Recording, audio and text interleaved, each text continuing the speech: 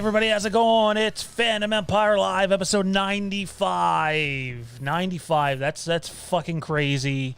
It's May the 13th, 2021, 8:17 p.m. Eastern, just outside Toronto, Ontario, Canada. I am one of your hosts tonight, Sean. How are each and every one of you mother Canuckers doing tonight? Now, I realize I'm calling y'all mother Canuckers, even though I'm pretty sure 90% of our audience is American. But I do it out of love. I really do. That, and you don't want to be anywhere near Canada at the moment. Anyways, this is Fandom Empire Live. How are all you guys and gals doing out there tonight? It's going to be a fun one. I immediately hate how bright my video is, so we're going to fix that on the go here. And, yeah, there we go. So we got a fun show in store for each and every one of you tonight. Can't wait. It's going to be a ton of fun. We're talking Battle of the Remakes. That's Halloween. Rob Zombie's Halloween versus the Nightmare on Elm Street film with Jackie Earle Haley and the Friday the 13th film with Jared Padalecki from Supernatural. Now, I know what you're all thinking. They're all shit. Why you wasted your time? But that's subjective. So we're going to break that down tonight. And tonight, while you can interact with Tommy B and Kieron in the chat, tonight we have a special guest. And he's not a guest because he's actually a member of the team now. His first show, the one and only, Mr. Mike Bish. How's it going, man? Hey, Sean, what's going on, man? Appreciate that nice intro, man. Good to be on here. Just wing it. Wing it. It's a feel thing. I gotta say, I was telling you this off air. So Mike goes on cam, and I'm looking at like how neat and tidy his background is. I'm like, that's what I want. Now, not a big fan of the light colors, but that's what I want. And then I look behind me, and I'm like, oh my God. It's gonna get there. It's gonna get there. Plus, I just recently moved into my house, so literally everything is pretty much brand new. Like, I moved out of a small apartment into the house, so everything that you see behind me is pretty much on the newer side.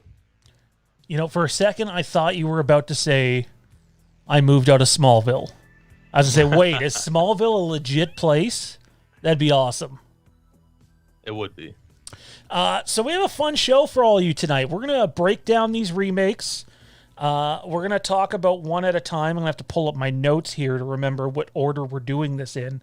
So if you guys want to chime in and have your say on each of these movies, then please feel free. You can also support the channel by sending in a super chat, and we will answer your question or comment as long as it's not, any form of racism or discrimination or any bullying or anything like that. Then we'll answer any question or comments that you have on air. But before we dive into that, there's a few housekeeping items I want to take care of. First off, we started our own Fandom Empire Discord. Now, it's not open to the public.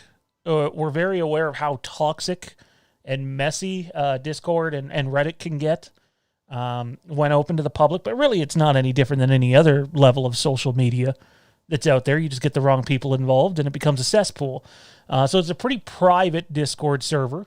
I think there's like 40-some-odd people over there already.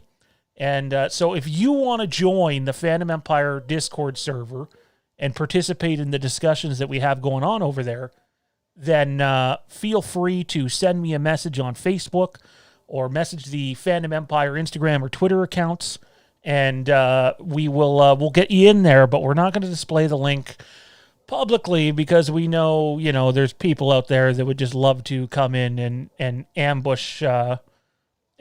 So the other piece of housekeeping we have is we need to get to know this fine gentleman here with us this evening because you're going to be seeing a lot of him going forward. So, Mike, why don't you tell the audience a bit about yourself and how you became to be not only a fan but a member of Fandom Empire, and what your background is a bit. So I kind of got into podcasting and writing as a journalist overall back in 2014 for our local Fox Sports team, which I'm based in Richmond, Virginia, right around that area. So I got involved with that. Me and my brother-in-law started a sports podcast, and really loved that. And really, we just messaged the local Fox team and sent them some of our stuff, and they liked it. And we came in, and that kind of took off. I did that for about 3 years, and I covered some local teams, which is teams that I do not like at all, which would be the Washington teams, all the Washington teams, so the Capitals and the Washington football team and the Nationals. So we covered those teams, which was fun. I had a blast, being able to interview guys like Alex Ovechkin and Bryce Harper. I mean, those are moments that I'll always cherish, whether that's my team or not. And then my brother-in-law ended up having a baby, and kind of started doing his own thing, the family thing, and it was kind of just me on the Fox team, and along with others. But we started as two, and I kind of wanted to move away from the whole sports thing, so I decided to reach out to a website called Netflix Life. They're with fansided.com. It's like a Netflix spinoff or however you want to call it. So I reached out to them and, sent them my resume and my background and some of the articles that I wrote when I was with Fox, and they wanted me to write something. So I did that, got on that team, and I'm still with them. I write with them all the time. I love it. I love TV, love movies. And then, I've been watching you guys for about 9 to 10 months now. I think I told you 9, but I actually went back, and I think it was longer. It's closer to a year that I've been watching you guys. So the growth that the channel has gone, and the people that support the channel, I was like, man, I want to be a part of that. So I messaged Sean, and he grilled me, which he should. You got to make sure that you have the right people on your team. So I guess he liked me. I was impressed him a little bit, and that's why I'm here. Nice. So, as you know, we covered, it's Fandom Empire for a reason. I know there are people in the chat that seem to think it's Halloween Empire. And to be fair, I'd say about 70% of our audience are Halloween fans or diehards. So we obviously focus more on that material. You have to know your audience. I know people be like, oh, another Halloween video. But it's like, well, when we grow a little bit and get more Game of Thrones people in here, or Star Wars people, or Friday people, we'll focus on all those things. Obviously, you're a Halloween guy. I see Back to the Future Halloween, and I believe the third one, Stranger Things, behind you. Yes. But how did you get into Halloween? Because I know some people are lukewarm on Halloween. They don't like it as much as Nightmare or Friday. I've told my story on this channel a ton of times, how I became a Halloween fan. What's your story? Oh, when I was little, 5 years old, I would go spend time with my uncle on the weekends, and he was a big horror guy. And Halloween was not the first horror movie I actually saw. The first horror movie I saw was actually the original It, which scared the shit out of me. So I got a love-hate relationship with that movie still to this day. But another, his favorite was Halloween, and I saw that at like the age of 5 or 6, and I just fell in love with it. Then it scared the shit out of me, and from then on, I just started watching the whole entire franchise, and that branched out into more horror movies, and that's where we're at today. Nice. Now, the 3 movies we're going to talk about tonight aren't exactly the most well accepted movies in the history of mankind, let alone their own franchises. Just, briefly, without giving everything away before we get into it, when did you first see these movies? Were you seeing them when they came out, or did it take some time to see these movies? So, I saw all 3 in theaters. Friday the 13th, I saw Day of when that came out. Halloween, I saw Day of when it came out, and then Nightmare on Elm Street, I saw the following weekend after it came out. Halloween was the most interesting one because if anybody has seen that movie, the remake with Rob Zombie and his twist that he put on that, I wouldn't saw that with basically my entire family. So seeing everything that happens in that fucking movie with my mom sitting a couple seats down from me was just awkward at times. But overall, that's when I saw the movies. They were pretty frequent. I try to do that now. with most horror movies. I know things are kind of tight still over there in Canada with Spiral releasing on Friday. So I know I'm sure, I don't know if you want to see it or not, but I know you're pissed about the lockdown still. I mean, I'm not pissed about the lockdown because, I mean, at the end of the day, if my kids are safe, that's all that matters. You know, Fandom Empire is great, but, you know, kids and family first. I'm annoyed with how our government has run things, and if I get into that, it'll get too political. But there's really no end in sight, sadly, for us in Canada. And right now, it's a real coin toss if we'll be attending theaters at all, you know, before September or October, which is a little worrisome. So my first experience with all these movies, we're seeing them in cinemas as well. Sorry, that's a lie. I saw Friday the 13th in cinemas. Our boy Johnny, who I'm sure is not in the chat tonight, him and I went to see Nightmare on Elm Street together, which he was not a fan of. And I mean, neither was I, but he was really not a fan of it or the theater experience that night. However, Halloween was a bit of an oddball. So like a week before the movie came out in theaters, the blueprint of the movie leaked online. And, you know, I'm not ashamed to admit that I was one of those people that watched the blueprint of the movie. And it was like, oh, okay, I'm not sure what I just watched, because the blueprint is, in my opinion, the most graphic version of that movie. So I was kind of taken back with some of the things that I seen in there that I felt didn't need to be in there. But we're going to start off tonight's discussion with Nightmare on Elm Street Remake starring Jackie Earle Haley. What did you think about the movie, man, in some detail? I didn't really like it. I told you I saw it when I in theaters, so when it first came out, and I was really disappointed. I found myself during the movie kind of spacing out a little bit.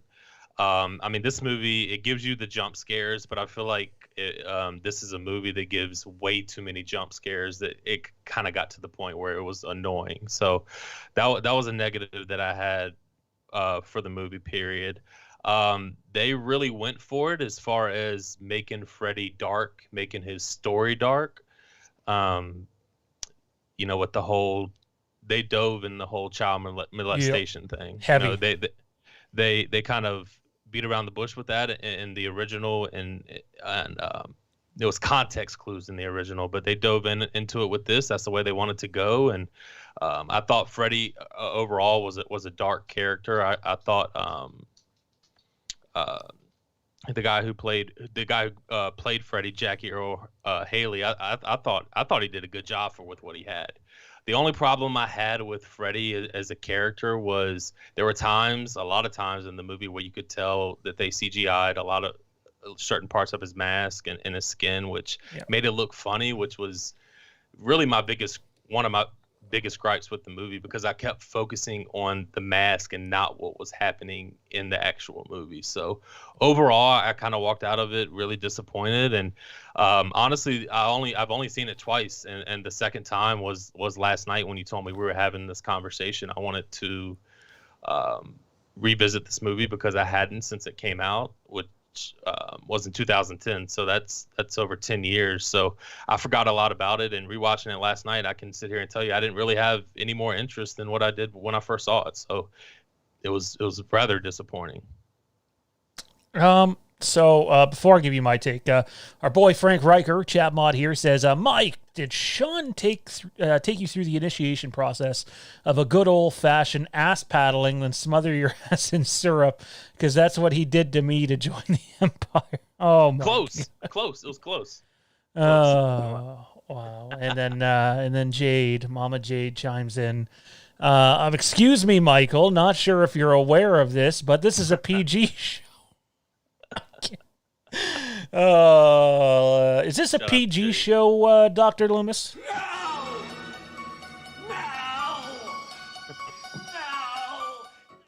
No.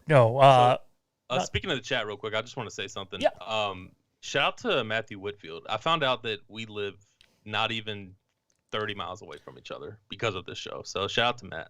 I knew that. Matt told me that. I don't know how he found out. I'm assuming he talked to you, but I was like, he didn't ask me. He just messaged me and said where he was located. I'm like, how did you even know where I was located? "Oh, Matt's pulling the Tommy B. Some creepy stalker shit going on there." No, he told me that, and I was like, thought to myself, yeah, maybe I'm not going to bring that up to Mike. I'll let you two get to that point. So. Some people take it well, as we see. Solid Saturn doesn't want to share where he lives in the chat, and hey, that's okay. Anybody that doesn't like the fact that he doesn't want to share what state he lives in, then you don't get the internet in 2021. There's some very stupid and very dangerous people out there, and if you don't want to share your personal information, I definitely don't bash you for that. I get it. DMT says Fandom Empire should be y'all's 420 channel on Fandom OnlyFans. Funny. Yeah, I mean, I got the vapes down here. I'm sure I'll start vaping, but because it's not more of a AMA stream and it's a actual discussion, I want to make sure that I can stay with it and be fully aware of what Mike's saying. So yeah, my experience with Nightmare on Elm Street was an interesting one. They did the Freddy versus Jason thing where instead of hiring movie actors, let's hire a bunch of TV actors. Yeah. And like that kills me. And this is it's kind of critical towards TV actors, but like TV and movies are different. If you watch John Campia's show, yeah, he's a bit of an uptight jerk at times. However, like no one points it out better than he does, though, that look, you have TV actors and you have big screen actors. And sometimes those TV actors can cross over and be big screen actors. But very rarely do you see a TV actor go to the big screen and be super successful. It happens, but not all the time. Specifically, though, like they weren't even using like TV actors who had been lead actors in their own material. Like I'm a huge Smallville guy, so like the first guy that stands out to me is the guy that played the Flash on Smallville. He's the main male character in the movie, and it's like, oh, you have next to no experience, and in the stuff you've been in, you've been a background character, and somehow you landed a lead role in this movie. And the acting in this movie, man, outside of Jackie Earle Haley, I find to be utterly dreadful. Like it's terrible. It's terrible. It's really bad. And this might, piss off some people, but I actually think Jackie Earle Haley's performance in this movie is quite good. I said to Mike before we went on air, you can't always make chicken salad out of chicken shit. And that's how I felt about it. You did touch on the Freddy being a child molester. Oh, yeah. And I want to watch how I say this because I actually think that storyline and how far they dived into it was intriguing of how dark it got. But after Jackie Earle Haley's performance and the backstory, which obviously becomes part of the main story, this movie did utterly nothing for me. What was your take, though, on them going that route and that deep into the Freddy being a former child molester? I liked the idea of this is how he died. It made sense. Yeah, it was something they didn't explain, honestly. And, in the first one, like I said, it was something they beat around the bush about. So to take this leap, I thought it was pretty risky for them to do. But it sounds like from day one, they decided to go dark with Freddy and with his backstory. And I thought it was one of the movies that, or one of the parts of the movies that I thought was rather interesting, and I'm trying to choose my words correctly like you are, because it's obviously a sensitive issue. Tough subject to talk about, but the way that they did it in his performance, I have to agree with you with that. And like I said, I don't want to jump ahead, but that backstory and how he died and the way that scene was played out and written and performed by him was truly amazing. Yeah, I think a lot of people, when they talk about doing a Nightmare on Elm Street, are so obsessed with it has to be Robert Englund. And it's just like, I personally don't believe that, because I thought Jackie Earle Haley did really well. I'm not saying choose him again, but I think he proved that someone else can play the role and Freddy doesn't have to look identical to the way he used to. and still have it be a good Nightmare on Elm Street film. The problem was after Jackie, they had nothing.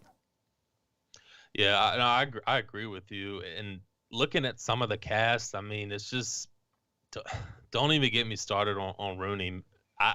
She just ruined the entire Nancy character to me, and I don't know if you know the backstory to that and about her not even really wanting to do the film and really just shitting on the film period and slasher movies as a whole.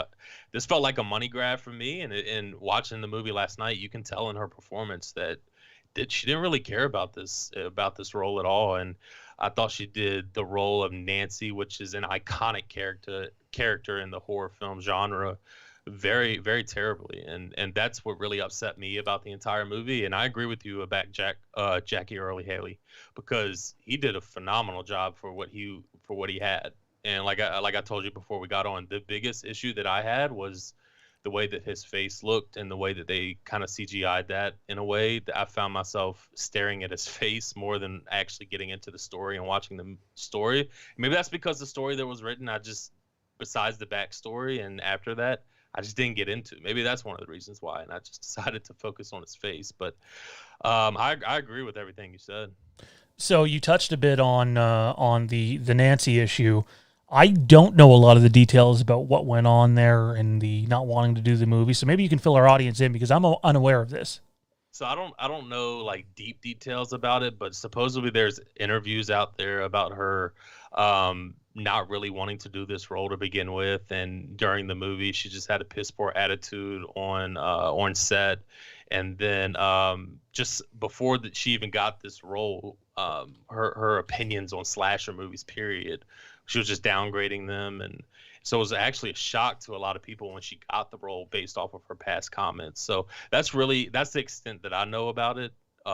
So I know it's deeper out there. I'm sure there's interviews if people want to look that up on YouTube. But to play a main character like that and such an iconic character, I think they could have done way better with that. And I mean, she's an Oscar winner. So, I mean, you would expect a better performance. But if you're coming into a movie with an attitude towards a certain genre, it just feels, like I said, like a money grab, and that you really do not care about the film. And there was times, actually pretty much the entire movie, where I didn't really care what happened to her. I kind of knew what was going to happen to her, obviously, but really every cast member in this movie, I didn't really grab onto. You know what I mean? I didn't feel sorry for any of them. None of their stories really set with me. I just felt like that's, one, due to poor acting, and then two, just poorly written. Our boy Frank Riker says, "I rather see the smoking caterpillar from Freddy vs. Jason in a movie than the remake." All right. I would have to agree, because at least I laughed at that. And I said, what the hell is this? Oh, man, that deserves some horns. Shout out to Frank. Oh, Frank is just one of a kind. He's a beaut. I'm still trying to get over the whole Aunt May Peter Parker thing from the other night. Oh, I think that scarred me for life. So you get two shows when you come and watch Fandom Empire. You get the live show on the screen, and then the show in the comments with Frank Riker. Very much so. Yeah, that's a very good description of it. Solid Saturn. So Sean, where's the Halloween Kills poster? You have to show that. It's right here. Been saying it for months. The completely official, obviously authentic, very real Halloween Kills poster, live and dancing. This is a lot more fun when I'm high and when I'm on here than when I'm completely fine. I know. I'm looking on my wall right now to figure out where I can put that once the movie drops. It's going up. I'm putting it up. Wait, are we talking about the Kills poster or this? Because I mean, there's a lot of room for this small little poster. Do I need to? I could get a big 24 by 36, white poster paper and do it. And yeah. Anyway, I'm gonna take you up on that. So, in your opinion, what was your favorite part of the movie and your least favorite part, aka the worst part?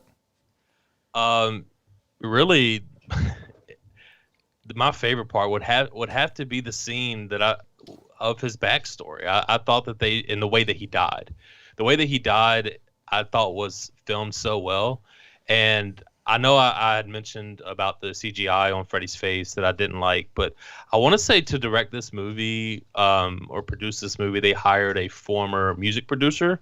So a lot of the visuals were really good in this movie, as far as the dream sequences and things like that. So this film visually looked pretty damn good. But my favorite part would definitely be his death scene and the way that he portrayed his past and as far as the most hated part is it anytime Nancy's on the screen. Pretty simple. That bad, huh? I just feel like it's so disrespectful. I don't know if you get the vibe. I don't know what you thought of her. I know you said you weren't really impressed with the cast. I thought the whole cast outside of Jackie Earle Haley was like, I'd have to go back and watch the movie to see some of the smaller roles, but man, that is one of the worst acted horror movies I have ever seen. And there are some horror movies that are pure satire, and this was still worse than a lot of them. Yeah, I mean, if I had to give a small nod to anybody, it would be Connie Britton, who played Nancy's mom, and I still wasn't impressed with her role overall. But other than that, I don't have anybody else that I can give a nod to. Well, I mean, this probably isn't the greatest discussion ever, because I'm going to say the same thing you did.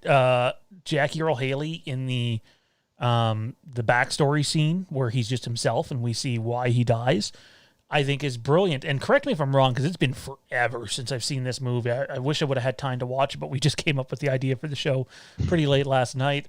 Now, doesn't the movie toy with the idea that maybe he didn't molest children and they accidentally killed this guy and he's out for revenge, and then it comes out that he did actually do that stuff?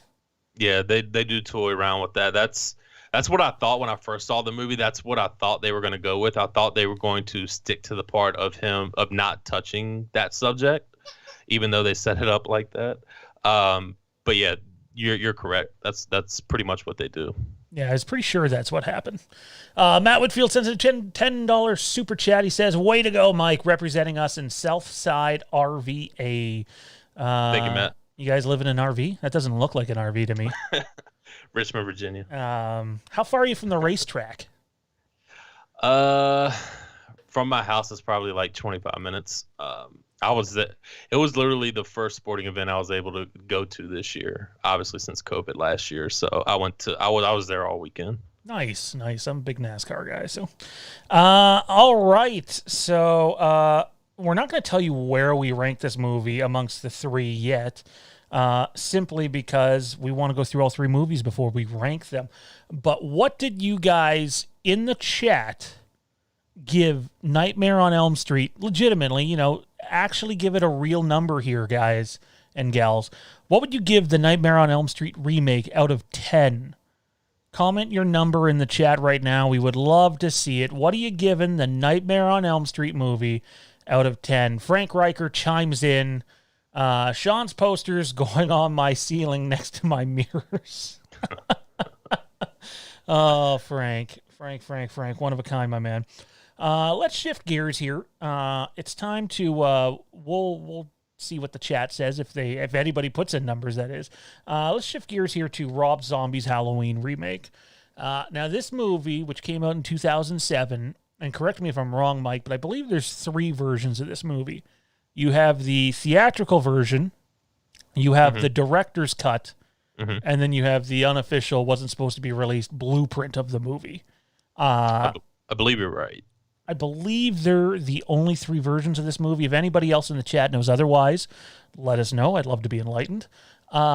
What one of these 3 versions did you see first, and what's the most enjoyable version for you? I've only saw the theater version. Yep. Yeah, theatrical version of it. That's the only one that I've seen to this day, because this is another one of those movies that I really wasn't a fan of. I touched on it earlier that when I first saw it, I saw it in the theater with my family. And if anybody knows Rob Zombie, I mean, I was a kid when this came out. Like I was still in high school when this came out. So I I didn't know any better. I went with my parents. I didn't know really too much about Rob Zombie. Like, I knew what he was, but I didn't know what to expect when I saw this movie. So, like I said, going into this movie and all of the sex scenes and the cussing and all that is just super awkward when you're there with your entire family. But overall, as a movie, it was something that I thought I didn't really gravitate to as well. And I can tell you, there were certain scenes that caught my attention. There were times I never really faded off in this movie. Tyler Mane as Michael Myers, I thought did a hell of a job. This mask I thought was done pretty well. Really one of the better masks compared to the sequels. I can tell you that. Besides, obviously, 2018, and then we'll see what we get out of. We've seen what we're going to get out of Kills, but overall as a movie, it's not my best.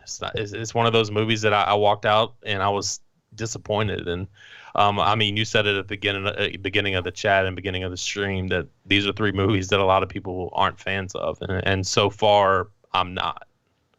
So if we backtrack slightly here, we got some scores here for the Nightmare Remake. 0 from Melissa Todd, harsh critic. Matt's going to give it a 5. Alex says he really enjoyed the remake, but did not give it a number. Interesting. Byron gives it a 1. Aaron a 4. Dean a 3.5. Sean gives it a 5. Byron decides to give it a 1 again. Troy gives it a 2. David Irwin a 5.5. Kieron a 5. Melissa a 0 for the second time. And Frank says 5. Freddy was not enjoying terrorizing his victims, which separated him from the other big 80s slashers. That's a good point. I agree. He's 100% correct. I think they focused a little too much on his backstory, which I, like I said, I thought Jackie Earl Haley did that performance very well. I just thought they focused on it a little way too much. So I definitely agree with him. Now, Sean, I don't know. Have you seen all of the Nightmare on Elm Streets? I believe so, but the problem is most of the Nightmare movies I seen when I was very young. Like, we're talking 11, 12 years old. So based off what you know, where would you put that and rank that? Would you? Oh, actually, you don't even have to rank it. Is that the worst Nightmare movie that you've ever seen? I would say, yeah, it is. And I'm not even a big Freddy guy, man. Well, I'm not the biggest either. There's like 2 or 3 movies. Freddy versus Jason's pretty bad, and it's basically a Nightmare movie. So, like, it's a combination of Freddy versus Jason and the remake for me. But, yeah, and I'm not a big Nightmare on Elm Street fan. Like, when we start talking about the slasher franchises, Halloween, Elm Street, Friday, Texas Chainsaw Massacre, Elm Street's at the bottom for me, and I realize it's at the top for a lot of people because of how iconic Freddy is and how iconic Robert Englund is.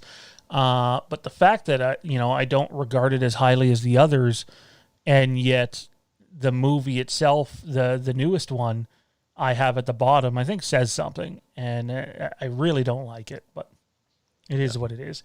Let's go forward back to the Halloween remake. So, as I said, my first experience with it was the Blueprint, and I'm all for horror movies. I get it, and we talk about some like disturbing shit here on Fandom Empire and in the chat, in a joking matter, but. Frank Riker the other day was talking about, would it be incest if one Peter Parker got with another Aunt May from a different universe? To which I said, not really. And my co-host looked at me like I was nuts. So I stand by that answer, by the way.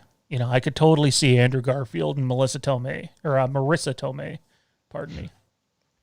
I could see it happening. Anyway, though, when it comes down to it, why do we need to see someone getting raped?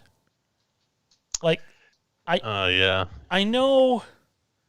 I don't know if that was in the theatrical cut or not, but it's definitely in the Blueprint, and I think it's in the director's cut.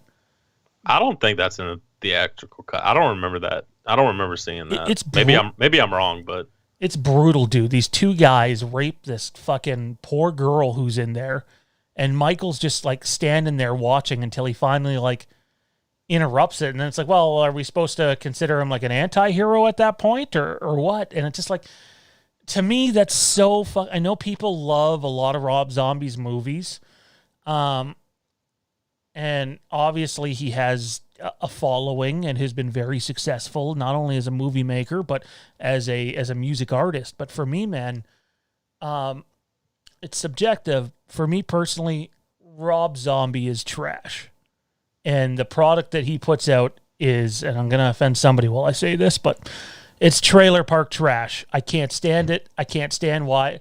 I'm gonna skull fuck you. Like really? Do we need that? Do we need someone getting raped? So that's my negatives. Is like there was a good chance I wasn't gonna like this movie anyway. I knew we were gonna get some graphic kills, and some of them got cut out.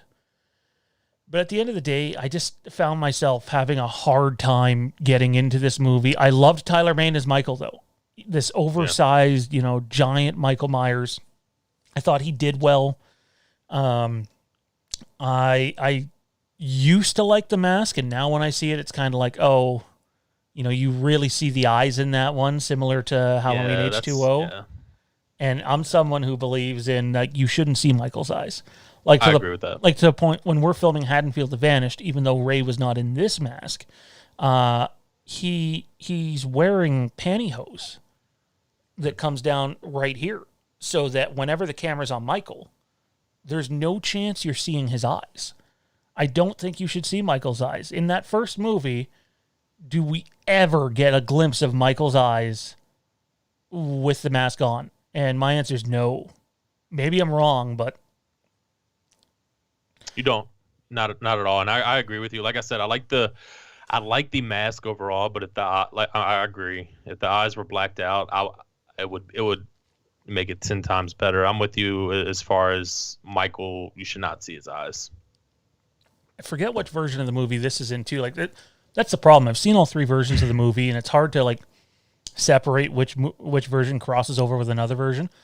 But Michael basically walks up the stairs, and Laurie's dad like gets up to greet him, and in like one swing takes off Laurie's dad's head.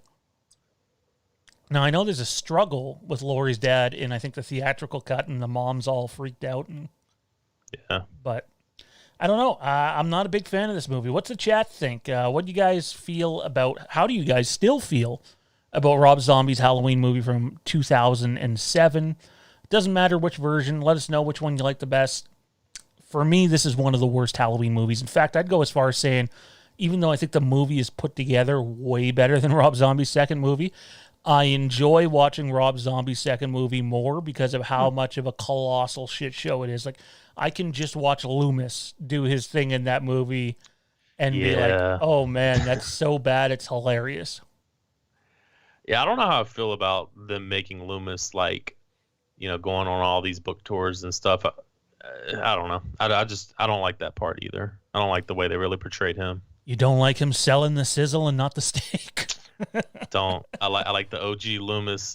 You know what I mean? I don't know. It kind of a mystique to him, a little darkness to him as well. I don't know. I didn't like Michael McDowell's version of him. Oh, it's terrible. It's fucking beyond terrible. I just found his performance in the second movie to be so bad. It's one of those movies that's so bad. Like, okay, I'm gonna watch this not because it's a Halloween movie, but because I want to laugh at Malcolm McDowell and just how terrible this is. And it's sad to say because like Malcolm McDowell is a wonderful actor and has been in so many good things.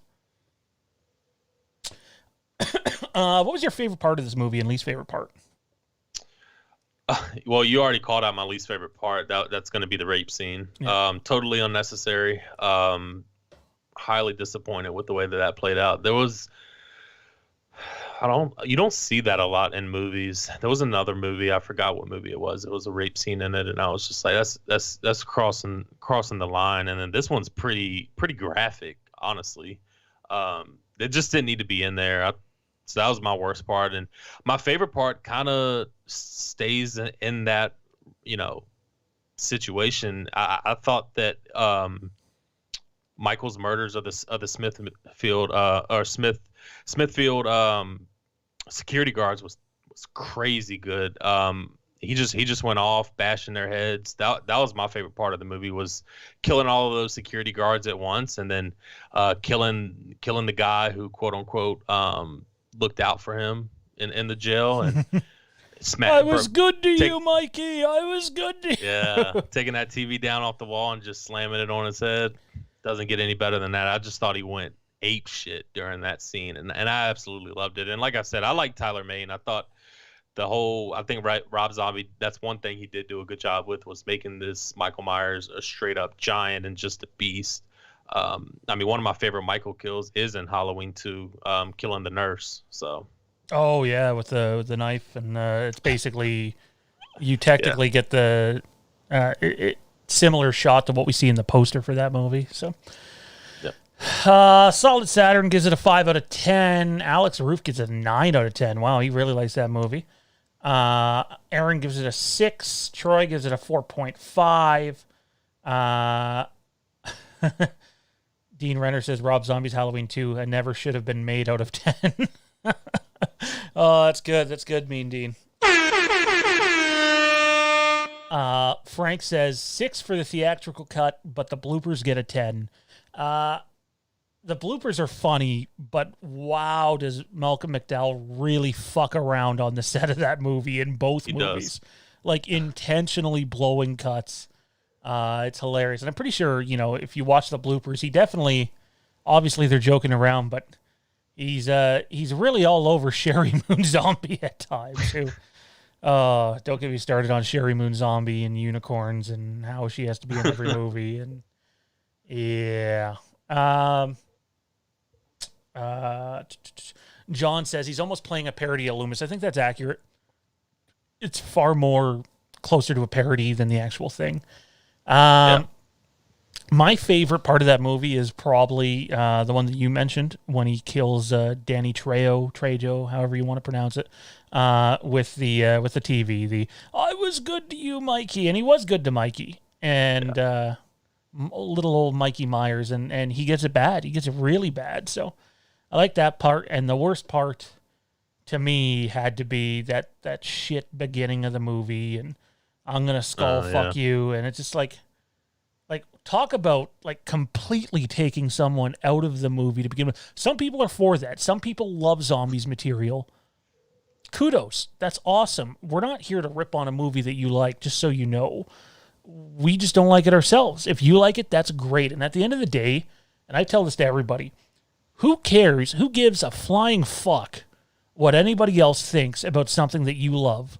If Mike and I think that, Rob Zombie's Halloween movie is dog shit, that doesn't mean that you have to feel that way.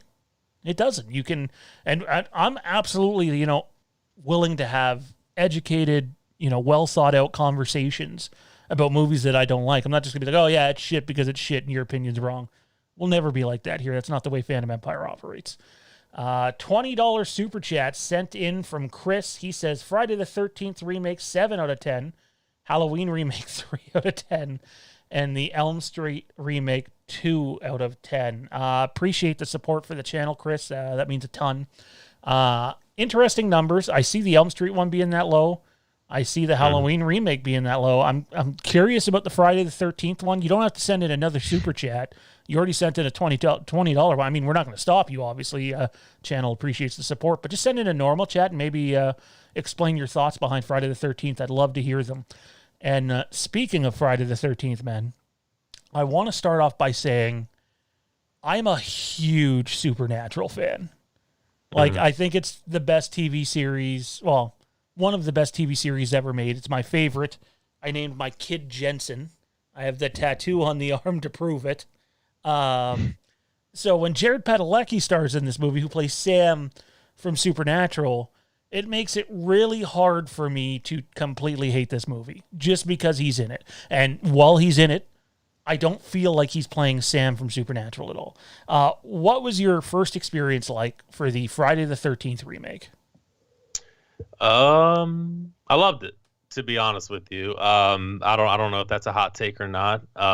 But I absolutely love this movie. Friday the 13th for me is a series that I like more than the Nightmare series. There's more movies in this world that I enjoy more. that I think are well put together. I like this movie more than, I mean, this movie's pretty high up on my list when it comes to this series. I like it better than the original, and that's another hot take too. I wasn't a huge fan of the original. I don't even know if the original was in my top 4, to be honest with you. So I thought is very well put together. There were a few things that I was like, but you know what? Overall, as a movie and for a remake, I'm skeptical with remakes, period. I'm not a fan of them. But there are a few, including Friday the 13th, Texas Chainsaw Massacre, the 2003 one. I like that. And then the It movie. I thought those were very well put together remakes, in my opinion. And this one is really high up on the Friday the 13th list for me. I thought Derek Mears played a great Jason. I thought the cast was great. There were a few that felt like they were just there to take up space and tell corny jokes. But overall, I like the movie. So it's funny, you just brought up Texas Chainsaw Massacre and It. The reason we're not discussing It tonight is I don't consider it to be a slasher. It's definitely a horror movie. Mm-hmm. I don't consider it to be a slasher.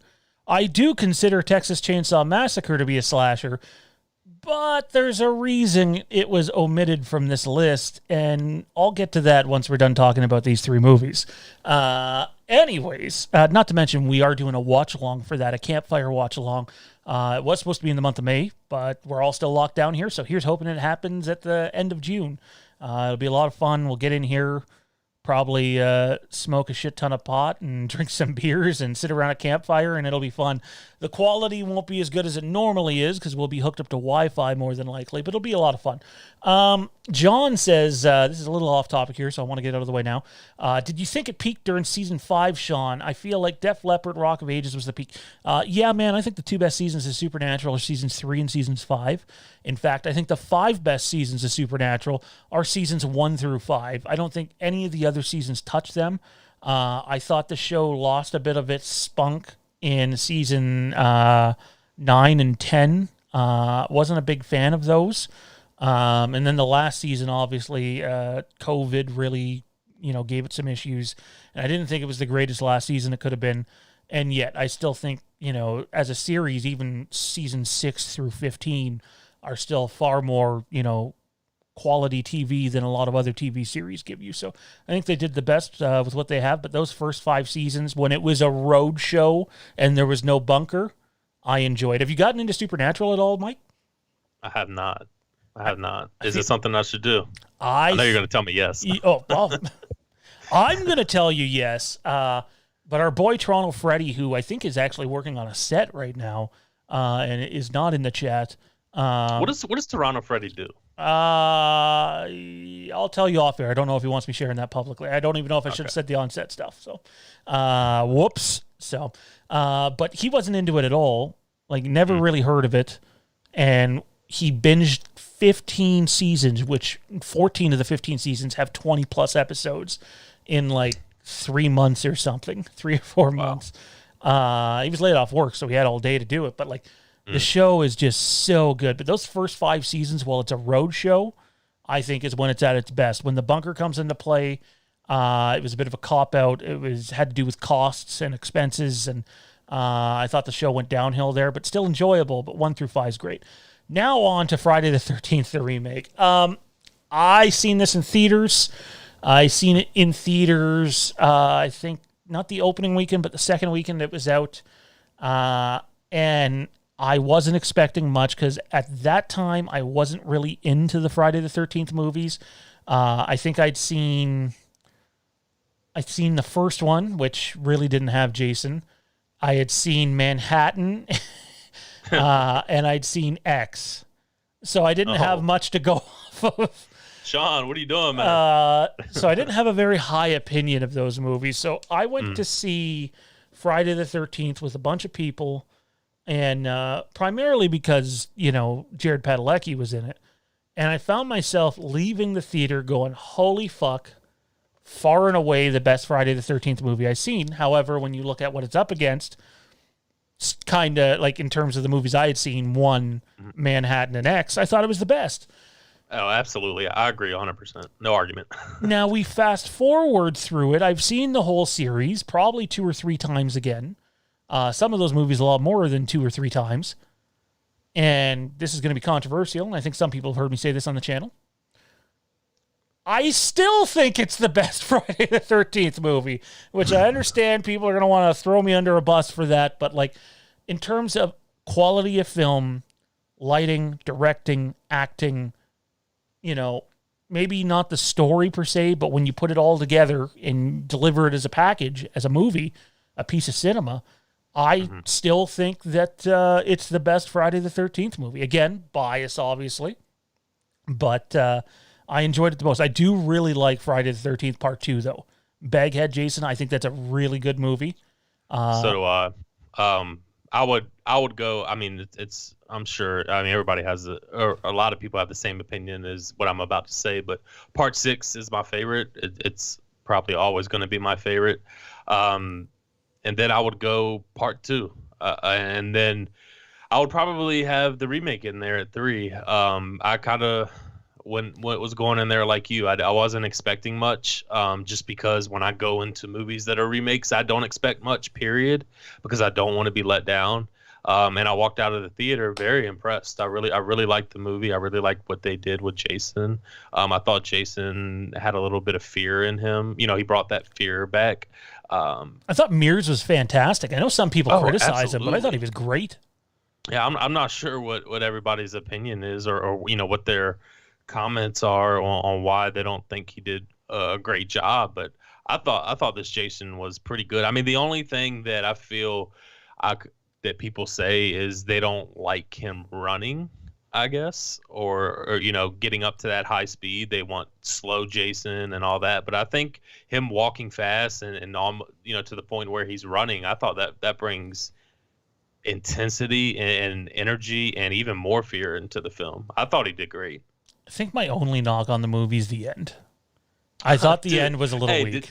Did you look at my notes? Did I send you my notes? I don't think you did, and if you did, I've just been too busy to see them. I literally got in like 15 minutes before the show. I didn't send you my notes, but that's my most hated part. Just since you brought it up, is the end. I just thought it was done pretty lazy. I thought there was a lot more that they could have done with the end. It was kind of predictable in my opinion. Like, I know it was supposed to be a jump scare, but I didn't jump. I kind of knew that was coming. So I thought the movie was great. Just that ending was pretty lazy in my opinion. Yeah, I totally agree with that. I thought that the ending I thought they put together a really nice movie. And I love whenever, you know, Jason has the bow and arrow. Oh, absolutely. You know, I know some people are like, oh, it's Jason with the bow and arrow. And it's the one thing I loved about Never Hike in the Snow is we got some bow and arrow action. I dug that. I thought it was done very well. So I liked the bow and arrow stuff that we got from that movie. And obviously we've seen it before in the past, but some people aren't for it. I thought it was a really good movie. What was your favorite part, and what was your... Well, you basically gave us your worst part of the film already. What was your favorite part of the movie? It's going to be a kill. I thought the axe to the back of Chewie was phenomenal. Perfect timing, perfect right in the back, and then just went up there and snapped it. Loved it. Favorite part of the movie. And then I was going back and forth between that and then the bow and arrow, because I am one of those people who like the bow and arrow. But I'll go with Chewie's death. That was my favorite part of the movie. So for me, actually, hang on. I got to get Kieran's comment in here. It's hilarious. I was dying about it. He says, the one dude in Friday the 13th, 2009 trying to jerk off, but the deer head was looking at him. Uh-oh. and I thought they did very well with throwing comedy in there. And everybody has a love-hate relationship. Either you like it or you don't when you throw a little bit of comedy in horror movies. Sometimes either they do too much or they do too little. But I thought that this cast and crew and the directors and the people who wrote this film, I thought they nailed it. I didn't find myself complaining about any of it. So I thought it was, like I said, very well put together. Our boy Toronto Freddy's here after all. Freddy, how's it going, man? You must have been listening. We were just talking about you. So while you're here, man, I'll ask you, are we allowed to say what you're doing for work? I let it slip that you were already on a set, and then Mike here, who's on the show tonight, asked, what do you do? And then I said, you know what? Maybe I shouldn't answer that. I don't know if you've signed NDAs or anything like that. So, Freddie, if you want to let everybody know what you're doing right now for work in the chat, that's up to you. And if not, I totally respect that. But they all already know it's on set because of my big mouth. So, apologies. So, could be any set, though. Could be any set. Just finished this shift. Oh, man. You must be exhausted. Excuse me. So my favorite part of the movie is as good as Mears is, and he is great in this movie. Mm-hmm. Like, might be one of, if not the best Jasons. That's how much I liked him. My favorite part of the movie, I won't tell them, Freddie. You tell them. Tell them in the chat, word for word, and then I'll read what you say on air. Crew members showing some love to the channel. Appreciated, man. Really do. My favorite part of this movie compared to all the other Friday the 13th movies is the set. You know, the setting. I love what Crystal Lake is in this movie.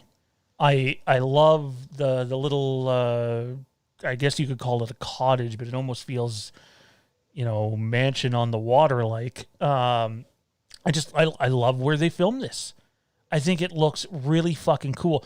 I love those other Friday the 13th movies and where they're, I don't love them all, but I love the setting of them. It's great. I don't know if you're a gamer, man. I play Friday the 13th. Well, I don't play it as much anymore. We're going to be doing some of that on the channel. The game Friday the 13th is such a love letter to the franchise because of how well detailed it is to those old movies. But the set for this movie just seemed like I'll be honest, I think the set for this movie and the setting for this movie is better than Halloween 2018. I thought it was that good. It just felt real to me, and I think that's important. Frank Riker says, I heard Toronto Freddy is doing stunts in Flashdance Remake. Freddy says he's working on the second season of a TV show called Pretty Hard Cases. Accurate. Very accurate. Thrilled for you, man. Couldn't be more happy that not only are you working, but you're getting paid to do something you love. That's awesome.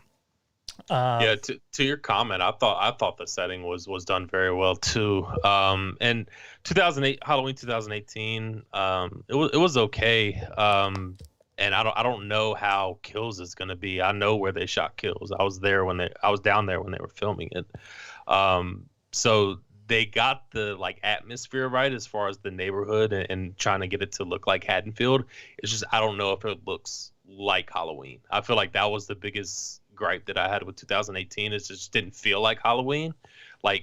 No greater opening is going to be better than obviously the first one, but then Halloween 4. You know what I mean? I mean, I want that type of feeling. I want that autumn. I want that autumn feeling. I want that Halloween feel to these movies. And I don't know. We didn't get that in 2018, and I don't know if we're going to get that in Kills. So this is what worries me about Kills. How did we get into a Halloween Kills talk? It's not even slated tonight, and somehow we're talking Halloween Kills. My biggest worry for Halloween Kills, and it has been for a long time, is people are going to see this movie and see how, and this is, I haven't seen, first of all, I've seen next to no footage like the rest of you. I have seen a lot of photos that are out there publicly and have seen some photos that aren't out there publicly. And my biggest worry is the flashback looks like, and again, I haven't seen it, but looks like it was done so fucking well. Like next level stuff that it makes me worry that even though the rest of the movie obviously has a bunch of kills, it's called Halloween Kills in it, and some Michael Myers kicking ass moments and some characters that you know and love from past movies, which we are doing a Patreon show of this weekend, by the way, everybody. This weekend, Lampkin Lane, we're going to dive into, we're not going to get, spoiler heavy, but we're going to talk about the returning characters for Halloween Kills again. We're talking Marion Chambers, Dr. Loomis, Tommy, Lindsay, Brackett, and Michael himself. And we're going to talk about how we, if we were writing it, what we would have had in store for all those characters, if you guys were writing it, and what we think you can expect without spoiling anything on the Lampkin Lane Patreon show. That's this Sunday night, 9 p.m. Eastern, only available to Patreon subscribers of the Lampkin Lane tier. Going to be a lot of fun. We've already talked about the piece of shit Elm Street remake, man. You're good. You missed that part. And it was actually a pretty good conversation. So yeah, it's sort of where I'm at. So the best part of that movie and the worst part, for me, the best part was the setting. The worst part for Friday the 13th. Sorry, I got off track here. Halloween Kills. It worries me that people are just going to want more of the flashback. They're going to spend their 10, 12, 15 minutes in 1978 and be so, into what they see that they want the whole movie to be like that. And it's just not the case. Now, the rest of the movie doesn't work without that part of the movie. But still, it's why on a show like a year ago, I said it kind of would have been cool if like Halloween Kills was, Michael just leaves Haddonfield in 1978, goes a couple towns over and kills 20 people over there. And we're still in 1978, but we never really heard of it because it's not Haddonfield and they never knew it was Michael Myers, sort of thing. So I thought that would have been cool. And I think a lot of people are going to want that, but that's not what they're going to get. And it worries me. Are you at all worried about that, man? They're obviously visiting 1978. It's a dangerous place to go, but it really does seem like they've done it in a respectful manner. But like, it's dangerous because people could get so into that. It's like, fuck the rest of the movie. Yeah, I would say maybe. For me personally, I'm not going to get caught up in that, or at least I'm gonna say that now. I'm not going to try to get caught up in that. The only concern so far, and I have not read the script. I know you have, but the only concern that I have is how they're going to pull off Loomis. And I know I saw your comment that I believe you said that you're confident that it's going to be pulled off pretty well. Is that what you said?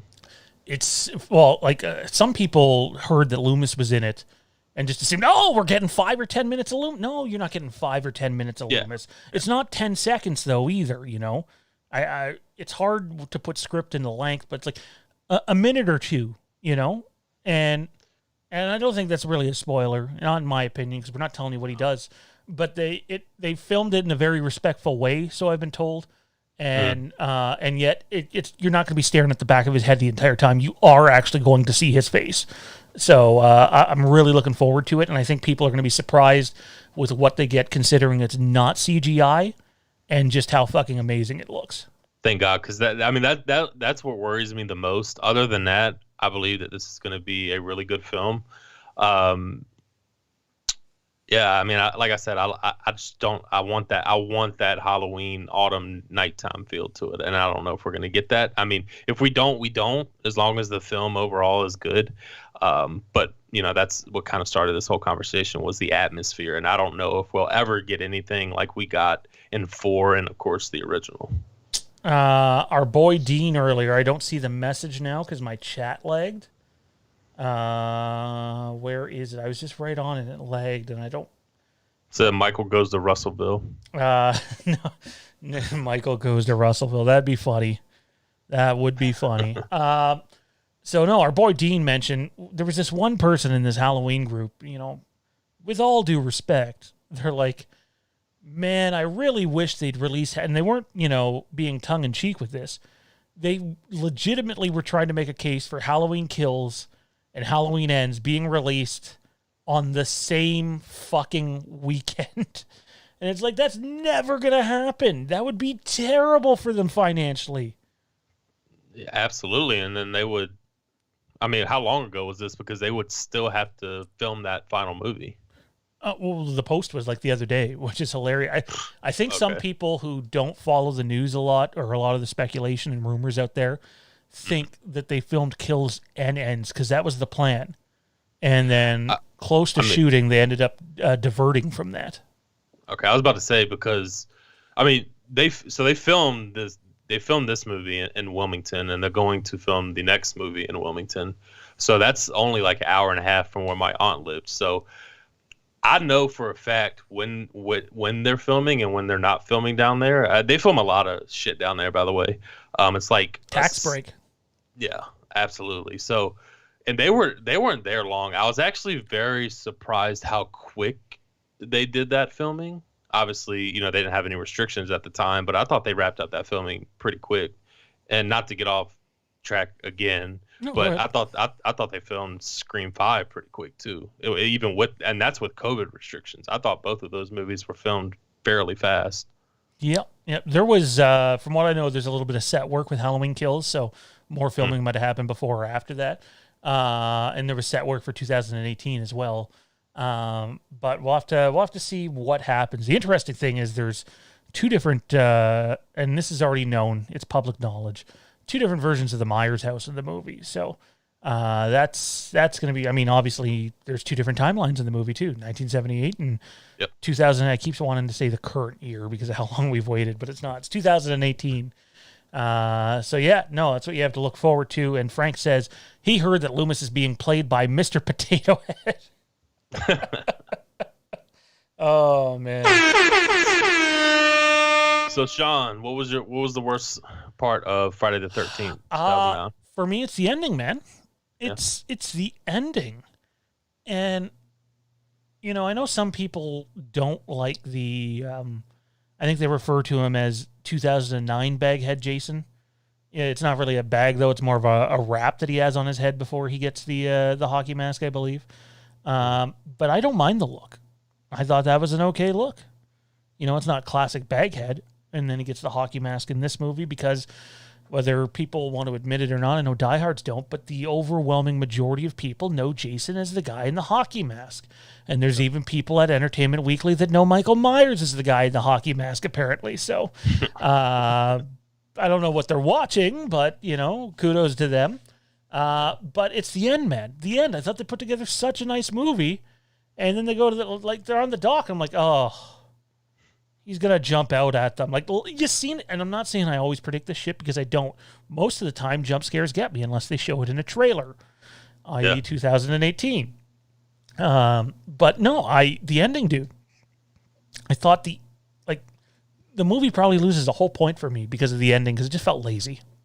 Yeah, I agree. No, that like I said, that was my biggest part, or complaint about it too. And like I said, I just knew it was coming. Like I knew it was going to happen. I could just tell by the camera placement and you just know when you've seen movies like that and you've seen scenes like that multiple times, you just know it's coming before it comes. And it was just very lazy.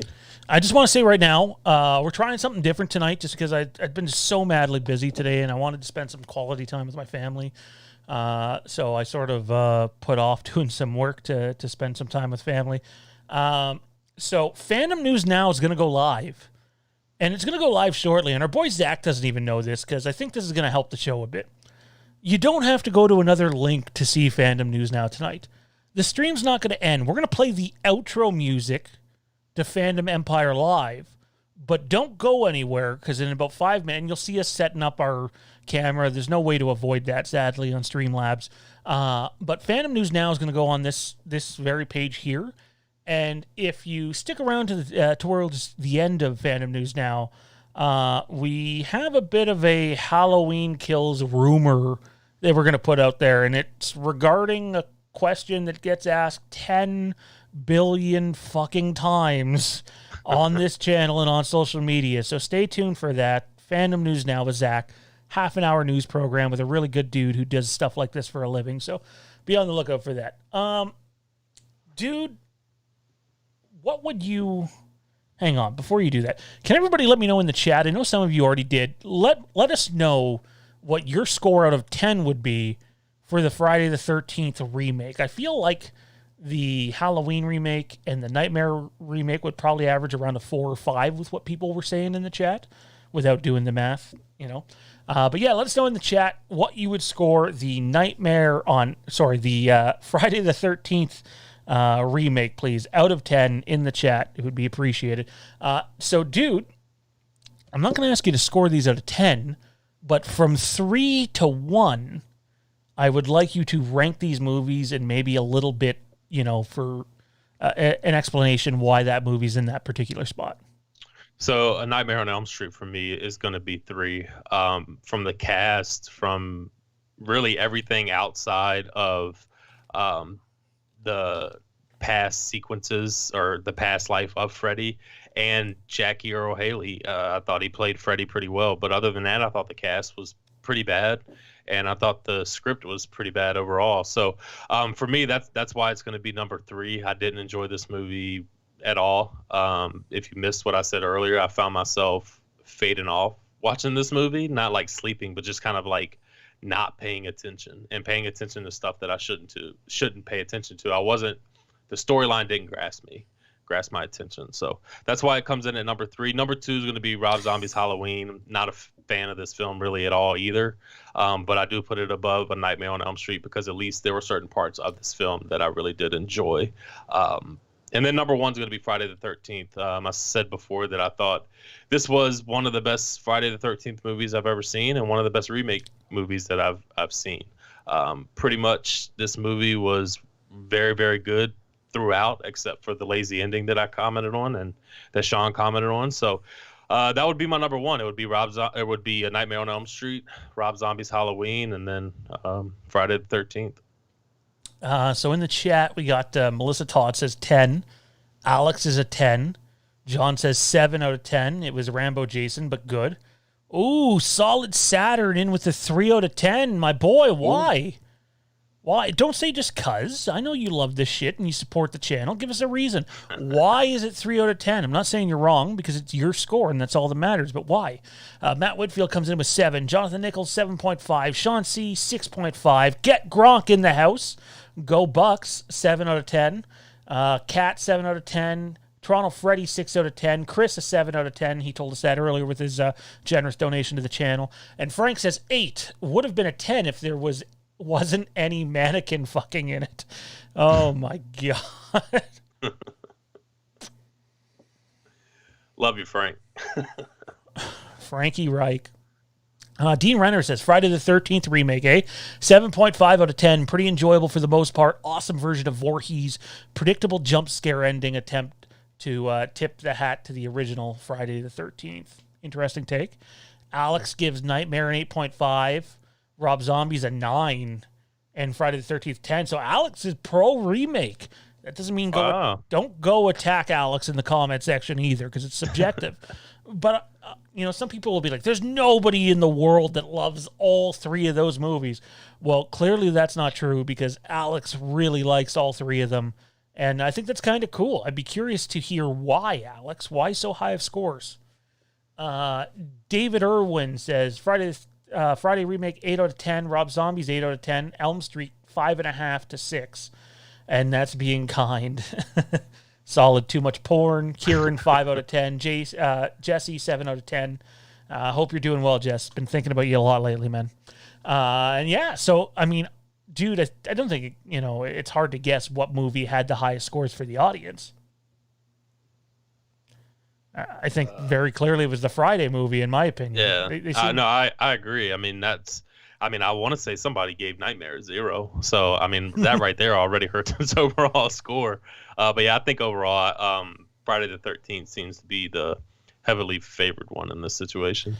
Absolutely. So I suppose it's time for me to give mine. And we're getting ready to wrap up here, guys. Not much time to go in the show. So if you want to send any questions or comments in, now's the time to do so. If you want to be guaranteed to get it read or you just want to support the channel, send in a super chat. We're going to be out of here in about 10 minutes time. Zach's getting ready for Fandom News now. Again, when this show ends, don't go anywhere. The stream will stay up, and Zach's going to come right on here with Fandom News now, and it's going to be a fun little program and catch you up on all your movie industry news.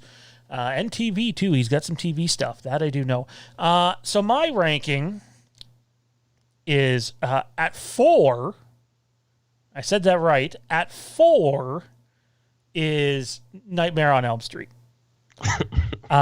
which surprises me because I really don't like Rob Zombie's Halloween, but I still think it's a better put together movie than the Nightmare movies or that Nightmare movie. So 4 is Elm Street. 3 is Rob Zombie's Halloween. 2 is the Friday the 13th remake, which I just think, I mean, the fact that Jared Padalecki was the lead, and to me, that was a TV actor who crossed over as a movie actor and did well. I thought he was, he didn't win any awards for it, I don't think, but at the end of the day, he did his job, and it was believable. So I thought he did well.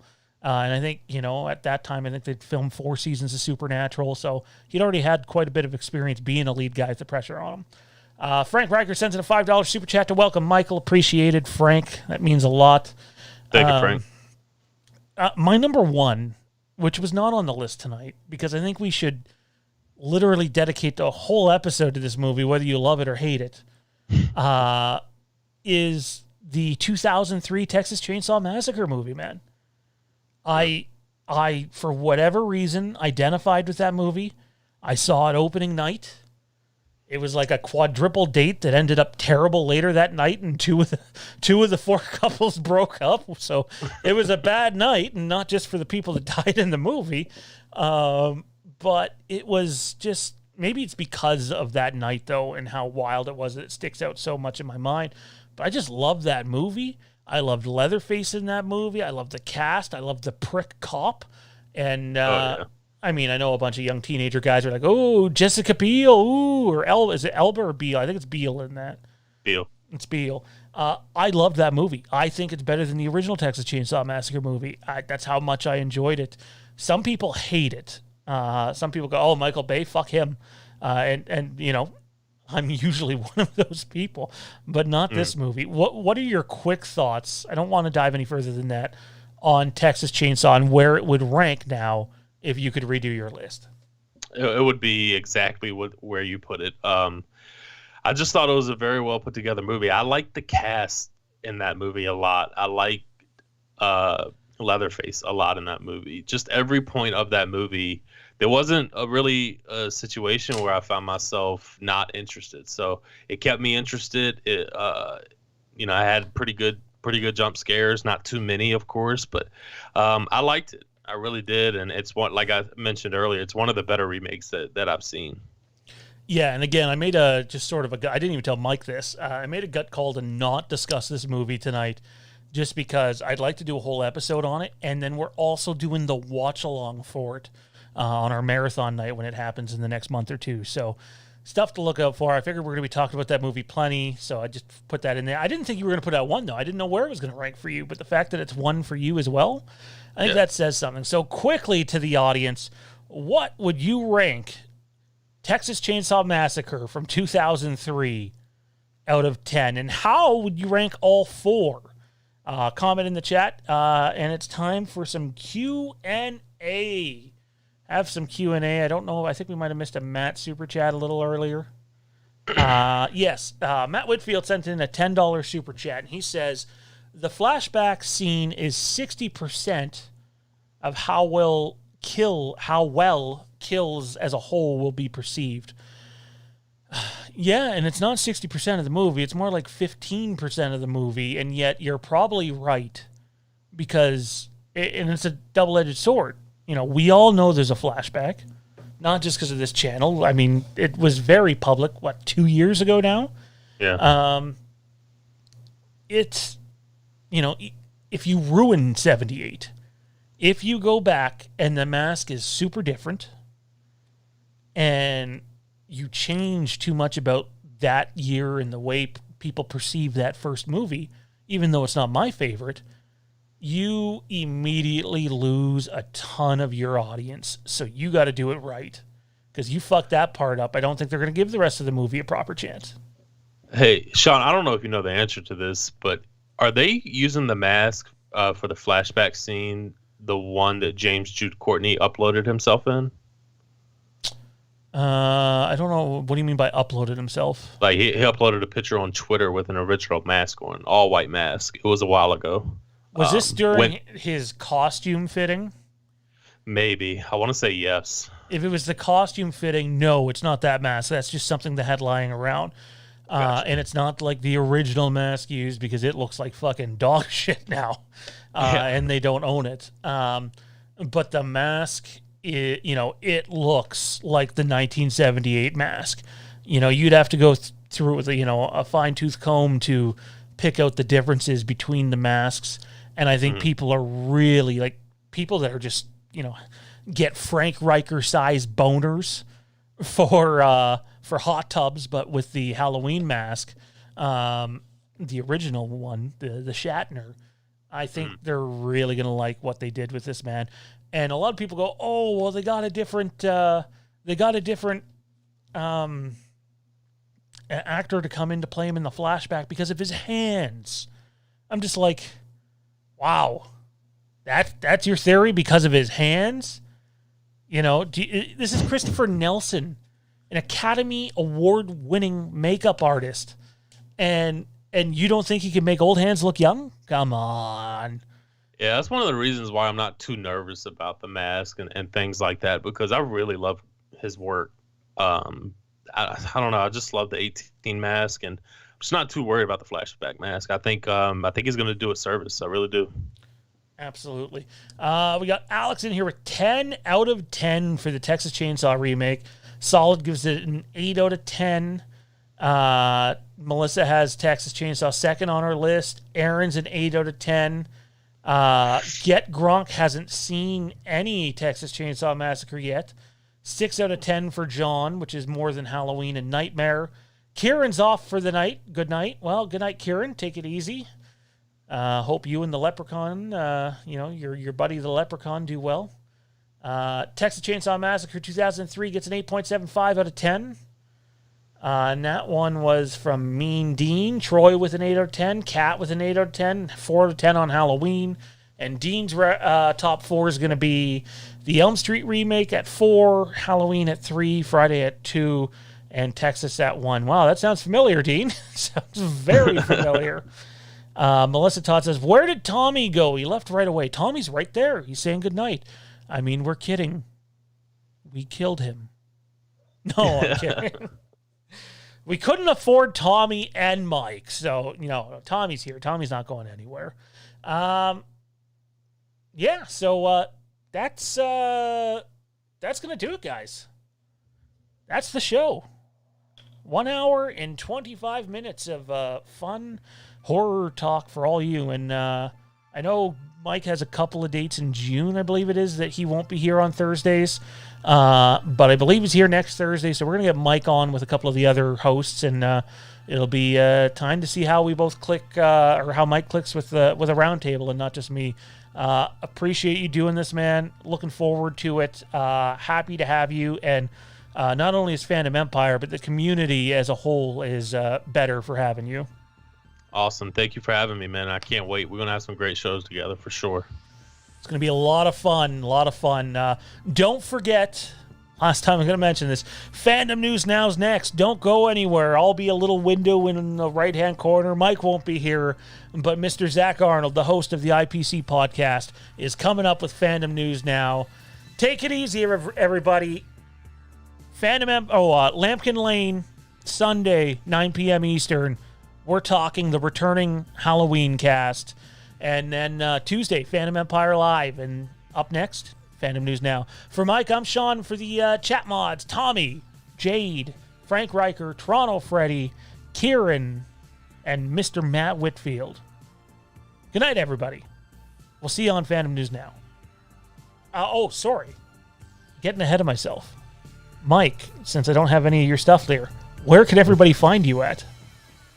You can follow me on Twitter at Michael Bish _ and on Instagram at mbish _. Awesome. Sorry, I don't have your socials here. I'm like, I better give him a chance to plug himself. That would be, fine, be a dick move. Dick move by me. Anyways, everybody, see you on Fandom News Now. And for those of you that are leaving, good night. Happy fucking weekend. Stay safe, mother Canuckers.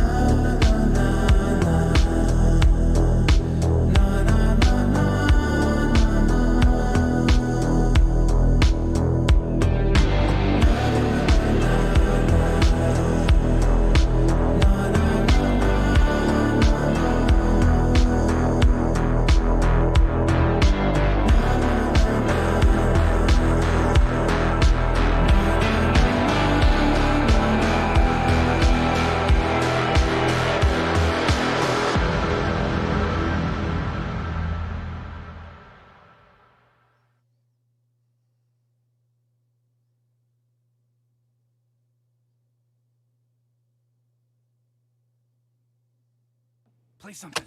Somebody play something. Oh, shit, It's a good show. It's a great show. It's a shit show. Pick a which show. Not a Jerry show. Scary Terry show. Lick my balls show. Szechuan sauce show. It's the fucking Rick and Morty fan show, bitch.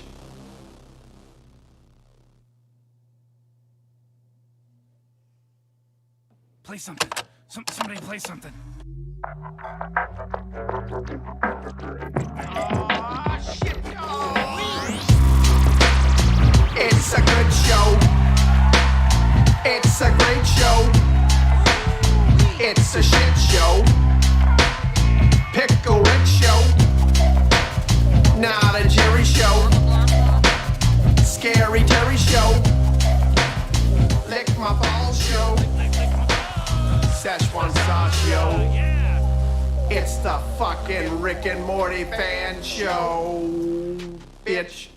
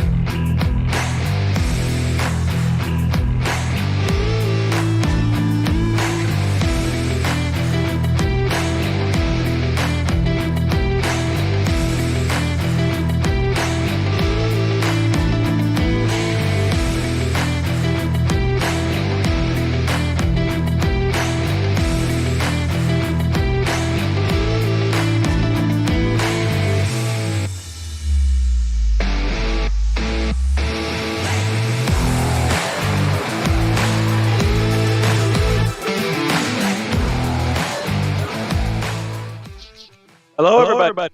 Can you see me? I hope you can see me, because I sure as hell can't see you. Welcome to another episode of Fandom News Now, and of course, we have to have technical difficulties, because what stream would be complete without stuff just being completely royally screwed over? Sean, are you getting me, my friend? Yeah, man, we got you. You're good. I'm sharing screen with you. Apparently, you're not seeing anything. I believe you, but I'm looking at something from what seems to be about 5 or 6 minutes ago, so I have no idea what's going on. But if I'm coming through, then the show will go on. I've done this enough times. I kind of know how to keep my face squared, even if I'm not seeing anything. But yeah, y'all send stuff in the chat to let me know that you're here, because that's probably the only way I'm going to be able to see anything for the whole rest of the evening. Welcome. Fandom News Now. We got a lot to talk about this week. A lot has happened, but it's all kind of like small to medium stuff. There's one big headliner thing, one medium to big headliner thing that we're going to talk about towards the tail end of the program, and then a lot of like little things that have popped up here and there, including some trailers, some casting announcements, movies, TV shows, some iconic things that have been around for a while, and all of that and more here to come on Fandom News Now. Thanks for tuning in. I see myself a little bit more now, so I don't know if that's just my computer finally deciding to no longer be a bitch, or I don't know. But Tommy says you're good. Okay, cool. Thanks, Tommy. I appreciate it. First thing we're going to be talking about is that Let There Be Carnage trailer. Came out a couple of days ago, and there have been a lot of different opinions on what this looks and sounds like as far as the next installment of the franchise. And Sean, I know that you've had some mixed feelings about it. A lot of people here on Fandom Empire have had some mixed feelings about it. But you know, it's interesting to think about how natural Eddie feels with Venom now, considering the events of the previous movie, to the point that you're seeing the two of them making breakfast together in this trailer, which is kind of different. It's like very domestic look at things rather than paying more attention to, you know, Woody Harrelson and Carnage and that sort of thing.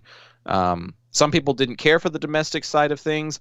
Some people didn't really care for the way that Carnage looked. So it's been met with a lot of mixed reviews, and I'm curious what you all in the chat think about it. We're going to start things off with a question right off the bat. What did you think of this trailer for Let There Be Carnage? Andy Serkis himself has gone on the record saying that this is something that is completely unaware of the Spider-Man franchise. He says that the Venom story is his own world. There are nods and little moments like the shot of the newspaper of the Daily Bugle, but of course, on the whole, he's unaware. I feel like the phrasing is intentional here, using that phrase unaware. He's unaware of what's going on in other pieces of the Spider-Man related universe, but that doesn't mean that he is in a separate universe. Obviously, there's a lot of stuff going on with the MCU right now and Disney's deal with Sony. The idea of the multiverses potentially opening. There's a lot of rumors on the internet about Peter Parker finding his way into the Venomverse so that Sony can kind of reabsorb him. No pun intended. But a lot of that may be partially dependent on the reception for Let There Be Carnage. So the trailer's out. What do y'all think of it? Send us a chat. Let us know. I'm going to be keeping a look on the chat as best as I can. Cat73 says, hey to you as well. Thanks for tuning in. And thanks to everybody that kind of stuck around at the end of that really awesome episode of Fandom Empire Live. We got some really great things happening on this channel, and tonight was kind of one of those debuts, and tomorrow night there will be another debut of sorts, the debut of the Intergalactic Peace Coalition happening here on Fandom Empire tomorrow night, so be sure to tune into that. It'll be a lot of fun.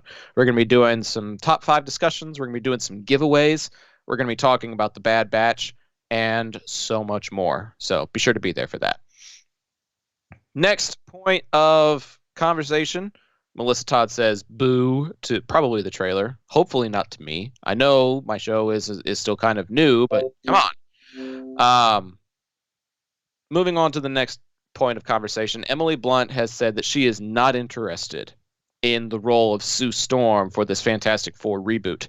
There have been a lot of fan castings, particularly on Twitter and Instagram, of John Krasinski making his debut in the Marvel Cinematic Universe. And then people started thinking, well, you know, he and his wife did really great in the Quiet Place franchise. Why not fan cast the two of them together in the MCU? But according to Emily Blunt, she is not interested at all. A quote from Variety says, I don't know if superhero movies are for me. They're not up my alley. I don't like them. I really don't. Well, as much as I really enjoyed her in A Quiet Place, I think Emily Blunt just lost a couple of cool points from me. I mean, you can say it's not for me. You know, she said, I don't know if they're for me. Could have left it at that, Emily. But no, you got to be like, I don't like them. Slamming the door shut on any possibilities of fan casting or actual casting from there on out. For those of you interested, A Quiet Place Part 2 is hitting theaters in the U.S. on May 28th. So I'm still probably going to go see it, but I'm going to be seeing it with a different lens now that I know how she really feels about superhero movies. Now, talking about a particular leading lady who is very into her role in superhero movies and comic movies in general, Margot Robbie has said that she is interested in finding a way to incorporate the Harley Quinn Poison Ivy storyline and vows to keep pestering the executives about it. On an article from Den of Geeks, she said, "They must be sick of hearing it. I'm very keen," she says, "to see a Harley Poison Ivy relationship on screen. It'd be so fun, so I'll keep pestering them. Don't worry." So another question to the chat then. What do you think of seeing the Harley Quinn Poison Ivy relationship in real life? We've gotten some in the animated Harley Quinn storyline on HBO Max, I believe, but we haven't really seen anything put on the big screen yet. So what do you think of seeing the Harley Quinn Poison Ivy storyline? Sean, you said you're not going to be sharing video tonight, but you are here in spirit, more or less. What do you make of the comments that were made by Emily Blunt, and what do you make of the comments that Margot Robbie had about her role in DC? I got to be honest, man. I don't have much to say on the Emily Blunt front. It feels subjective to me. However, on the Margot Robbie stuff, maybe it's just me. And I know after Suicide Squad, as much as people hated that movie, and most did, people like blew up about her as Harley Quinn, right? Like it was the thing. Oh yeah. And how much has she been in since? We've seen her obviously in the Snyder Cut a little bit. I think, right? She was in one of the. She had her own movie. And then she the Birds of Prey movie, correct? Right. So, has she been in anything else, though? I believe this rendition of James Gunn's The Suicide Squad is like her next Harley Quinn appearance. Gotcha. So, like, people are just crazy for her and love her as Harley Quinn, but like for me, I don't know. I'm not over the moon. It's like if someone else was to be Harley Quinn, I'd be okay with it. In fact, it might even make more sense going forward. I'm kind of torn because you can tell how much she likes playing the character, particularly in Birds of Prey. Did you see Birds of Prey? No, I haven't.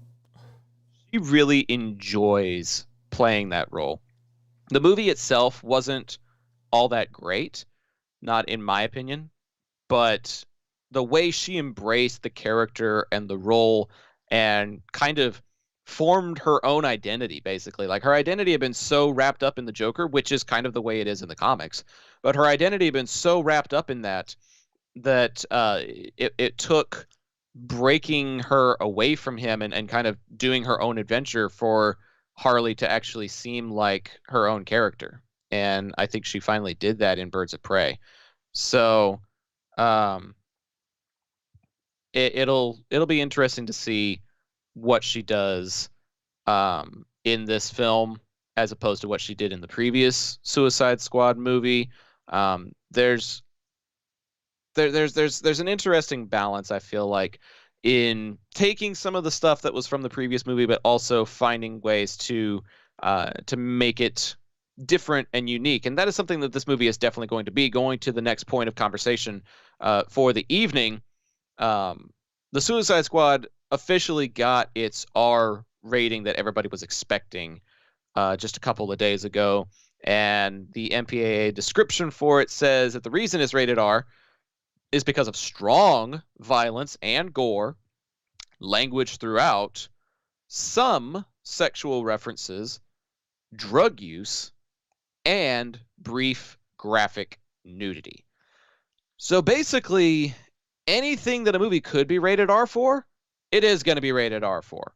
Violence, language, nudity, drugs, like everything is going to be part of what makes this film R-rated coming in later on this summer. All-star cast, we've talked about this all-star cast before. It's going to be interesting to see, just for the sake of how do they execute all of that? How do they bring all of that together? How do they take that strong violence, that gore, that drug use, and make it applicable? Make it something that is like actually needed. Because James Gunn's usually very intentional about what he does and why he includes stuff in a movie. And we've talked on previous episodes that he was given a lot of freedom in the creation of this film. There was very little intervention from the upper office as far as what to do and what not to do. So this is his movie, and a lot of it's going to fall on him whether this movie kind of succeeds or flops. I don't see it flopping, but if something were to happen, it's kind of on his shoulders. Go into the comments really quickly. We're going to see what y'all are chiming in on. Melissa's been very active. I see Alex saying, I think this Venom would ford nicely in the Andrew Garfield universe. I'm guessing that means fit nicely. Tommy says, I'm all for it in the context of the Harley Quinn Poison Ivy relationship, I believe. I need to watch the animated storyline in order to have like a decent point of reference. But I feel like there's definitely some potential there. Whether it's Margot Robbie that plays that part or somebody else, I think it's past time for some representation in the comics, particularly in, not just villains, but just relationships between characters in general. That sort of thing has been kind of lacking as of late. And I think a good way to introduce it would be something like the relationship between Harley and Poison Ivy. So we'll see how that goes. One of the biggest weeks for casting announcements, I swear to God, every time I open up Twitter, I'm seeing a new casting announcement for Knives Out 2. We know that there's going to be at least 2 sequels that have been picked up by Netflix, and this first one is just like front-loading all kinds of talent for this movie. Janelle Monae was first cast about 4 or 5 days ago, and she's mostly known as a singer. However, she also appeared in Antebellum and Hidden Figures, among other films. So she's got some acting experience, got some chops to her, and is going to be making an appearance in this Knives Out sequel. Another person cast, and this was kind of a surprising cast for me. I don't know how you guys feel about this. Edward Norton, a.k.a. the original Bruce Banner from the Incredible Hulk film, has been cast in Knives Out 2. Have not heard that name in almost a decade. Maybe I haven't been looking in the right places, but all of a sudden the hardcore Marvel fans from 15, 20 years ago are going to be sitting here going, oh my God, this is amazing. And they're going to get even more people drawn into this franchise. Another name that doesn't surprise me, but also does kind of surprise me. It was announced today by Deadline that Katherine Hahn is also going to be in Knives Out 2. She was the primary antagonist, Agatha, in WandaVision. She was also in some comedy movies like Step Brothers and was in Parks and Recreation back in the day. And in my personal opinion, anything that Katherine Hahn has been in, she has knocked it out of the park. And so these are all really, really solid casting choices to follow up what was a really great cast in the first movie. To take that momentum and get some really great names that are somewhat household names to some people. It could be something worth keeping an eye out for. One other name that has been circulating around Knives Out 2 is somebody that is getting his own movie in this like zombie apocalypse type universe in about a week or two. And most notably Drax from the Guardians of the Galaxy franchise and the Marvel Cinematic Universe. Dave Bautista has also been confirmed to be in the Knives Out sequel. And what's interesting is when this news came out, he was also talking about his future as the character Drax. And there's talks that once Guardians 3 happens, he may step away from the role, or he may step away even before that happens. There's a lot that's still going into the creation of the third Guardians installment. And Bautista is looking at other options, one of them being Knives Out 2. But he says that part of the reason why he's looking at stepping away from the Guardians franchise is because he feels that Marvel dropped the ball on Drax's backstory. Now, if you guys recall, back in 2014, Drax the Destroyer lost his wife and child. And the only reason that he joined the Guardians in the first place was that so he could avenge their losses, avenge their deaths. And after that, basically nothing. It was like everything was okay. He was fine again. Like, yeah, we won. We got the revenge that we were looking for. He helped out in Guardians 2. He helped out in the Avengers. Like, as if nothing happened. And so Bautista has been quoted to Collider saying, selfishly, as a performer, that would have given me the opportunity to show different sides of Drax, emotionally and physically as well. So it's disappointing to hear that Bautista doesn't really want to play the role anymore because he didn't get as much attention on Drax's backstory as he would have liked. How that would have fit into the movies as they were created, I don't know. But the fact that that was, something that was asked for possibly and was not granted, it's just very disconcerting. However, Gunn has confirmed on social media when interacting with Bautista that they do not intend to recast. He says, you are Drax. Nobody else would be able to play it as well as you do. And so there is some mutual respect going on there, and hopefully that can lead to negotiations. But until then, all of that is just speculation. A very active chat here tonight, but seemingly not on anything on the conversation, damn it. Where's the trailer, Michael? Where's the poster? You guys really, really want to jack off to that poster, don't you? Like, that's the only thing I can figure. Every fucking episode, you people get on here asking about the poster.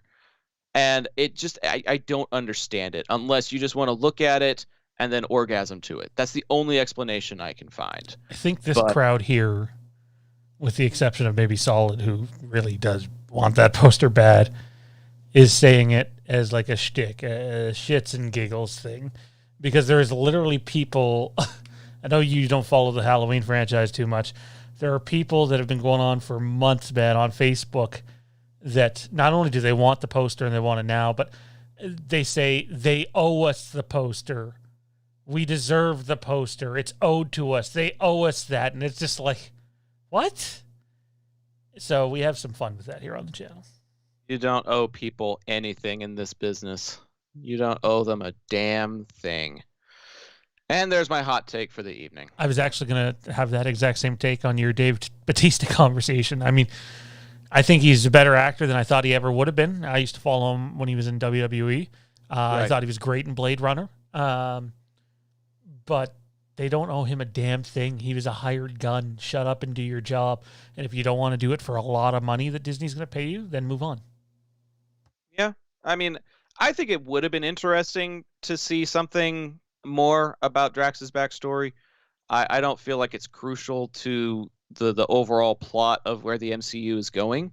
And I'm sure that they had those conversations on the set to try and figure out if there was any kind of middle ground or wiggle room. But if there's not, then yeah, go on to other things. He's got other projects now. He's going to be in Knives Out 2. He's got, a post-apocalyptic adventure that's coming out on Netflix in the not too distant future. So, I mean, he's got other stuff that he can do. If he doesn't want to do Drax, that's fine.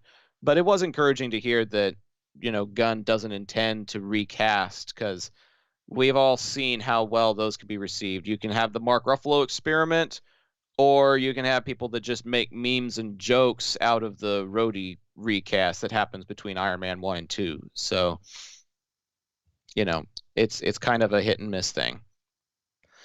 But there is some more Marvel news that has made an appearance on the front. We got official confirmation that the Disney Plus series Ms. Marvel has wrapped filming.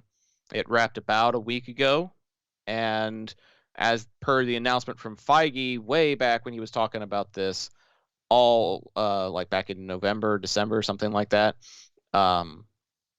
This is supposed to be a show that is coming out at the final quarter of this year.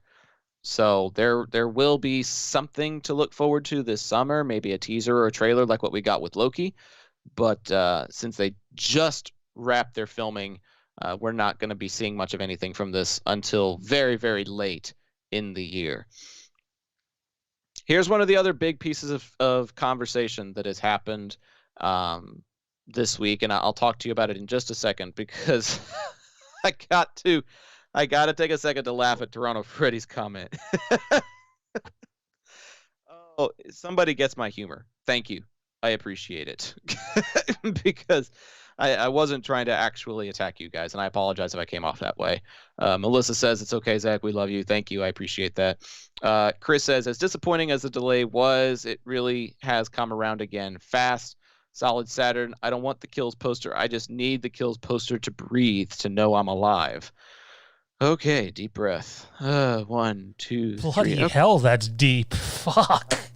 I'm just, there were some things about my life that I thought that I needed, and then I got convinced otherwise. Case in point, I thought I needed more Star Wars in my life, and then I got The Last Jedi, and I was cured of that for fucking ever. But speaking of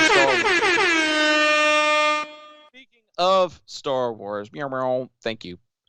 Speaking of Star Wars, there was an interview between Ewan McGregor and Jimmy Kimmel not too long ago that kind of gave us some insights. I want to say it was about 2 days ago. Gave us a few insights as to some of the production, some of the stuff that's going on the Kenobi set. Obviously, he officially confirmed that shooting has begun. We kind of knew that already. But during the interview, he also mentioned that he got to shoot a very special scene with someone special in his life.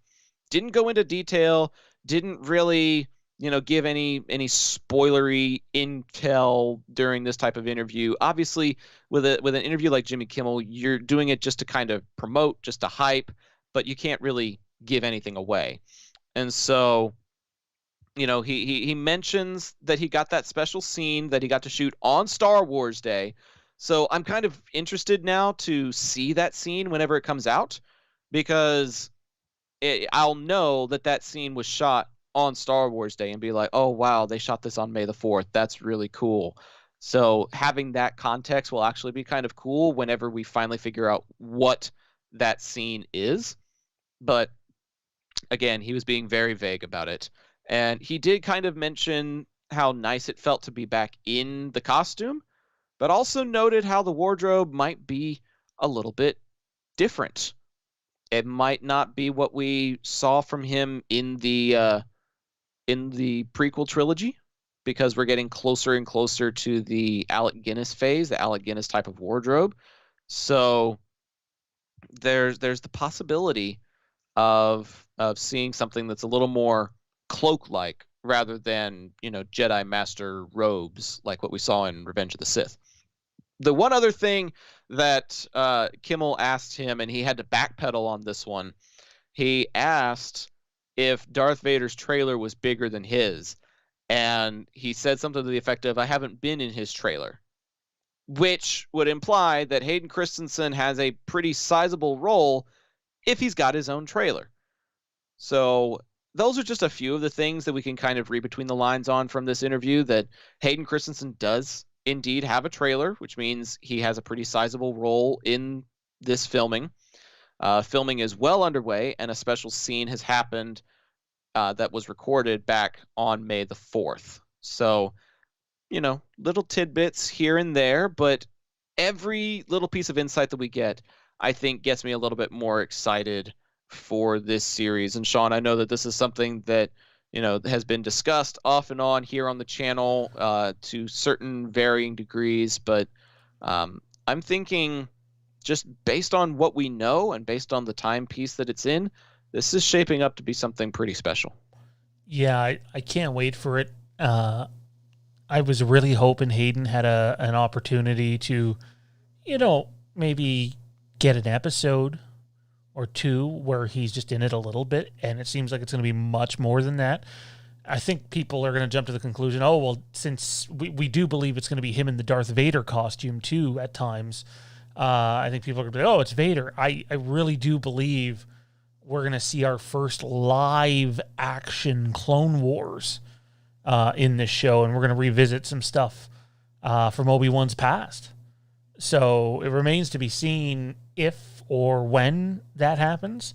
But the idea that Hayden's going to get a real shot here to and I love George Lucas, but to show what he can do with someone else's material, I'm excited for, and with someone else's direction. You're muted, just so you know, Zach.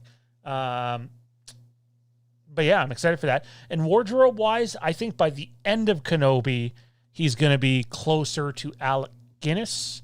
But during Kenobi, I think he's going to be that art that's gone around for like 10 years of him with the sleeveless robe and the goggles and the backpack and like the gloves and almost like, Rebel Obi-Wan.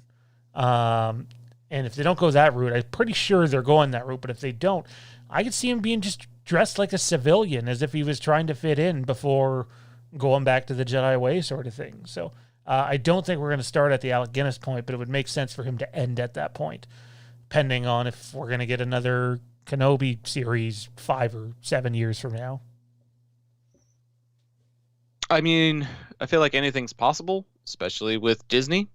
And just given their track record, there's definitely the potential if this turns into like being a super highly rated program.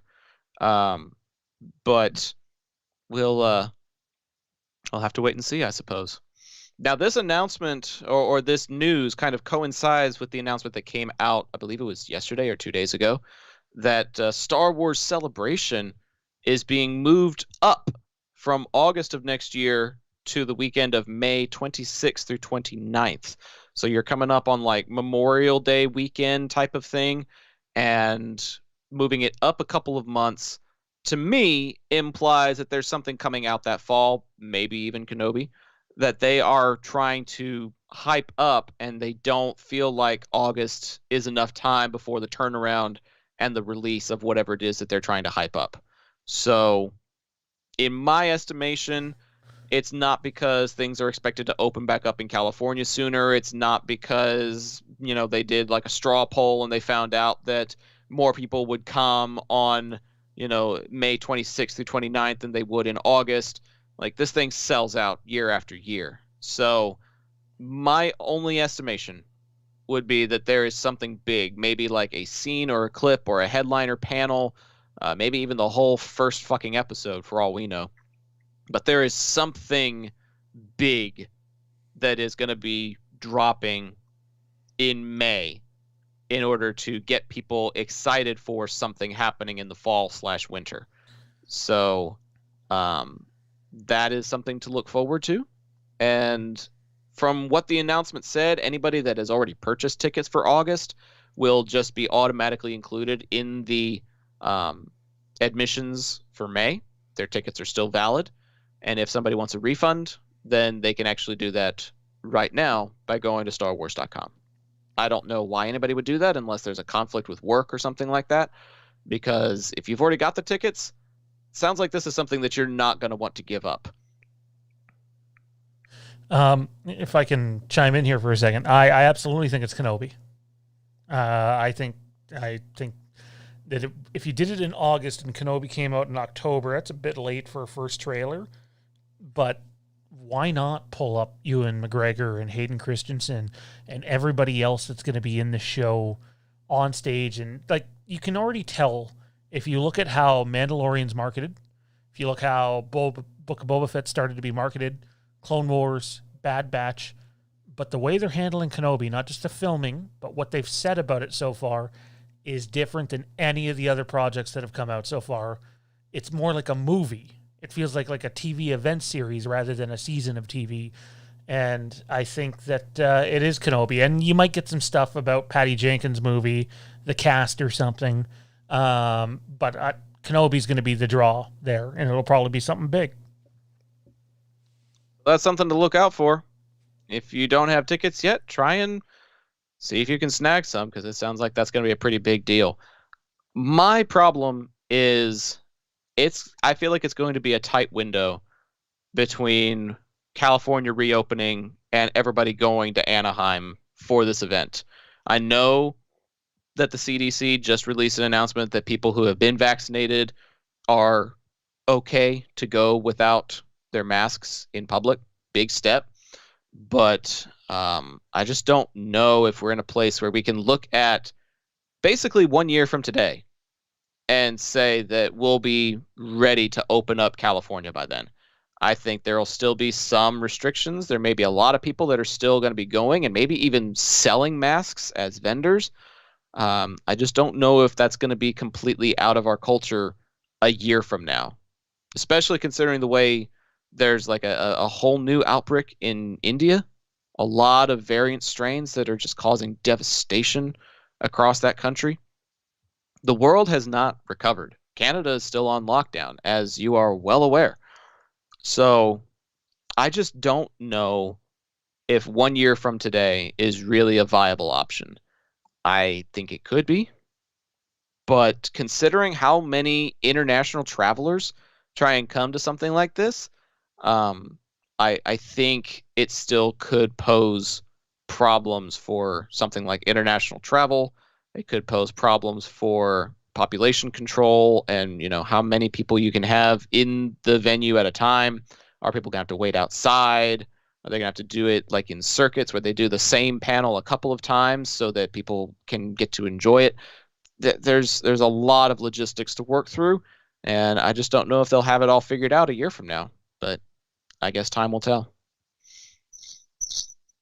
Yeah, I can speak for that. Like at the moment, the biggest thing I'm worried about is, okay, so they probably won't release Halloween Kills on premium video on demand at the same time as movie theaters. It'll be that 17-day window, which would be Halloween Day, because Canada's just so closed down right now.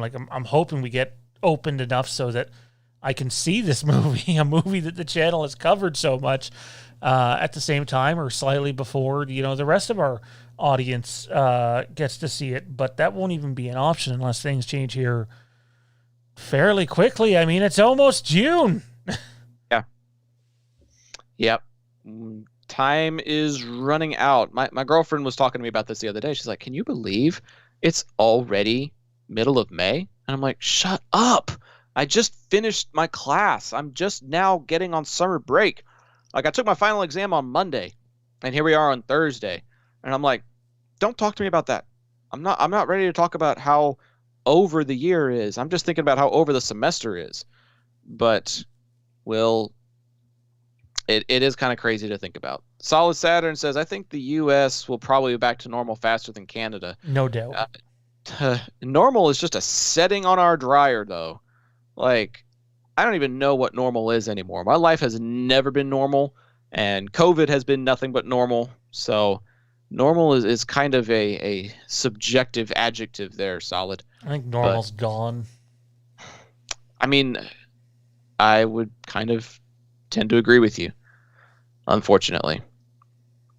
Chris C 8141, I'm looking forward to Kenobi. You and me both. Melissa says, I love Yoda. I love Baby Yoda. Although I don't know if I'm allowed to call him that anymore.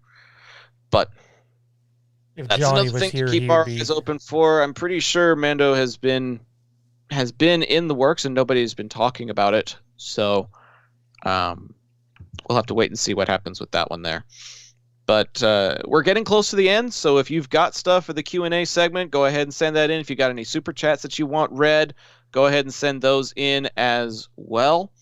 And we'll get to those just on the flippity flip of all of this stuff here. Some news for daytime TV fans and just fans of representation in general, I suppose, because this was kind of the first of its kind all those years ago.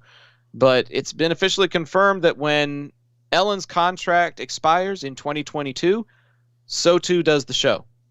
She's given out hundreds of thousands of dollars in prizes to her audience. She's given out millions in philanthropy to different projects over the years.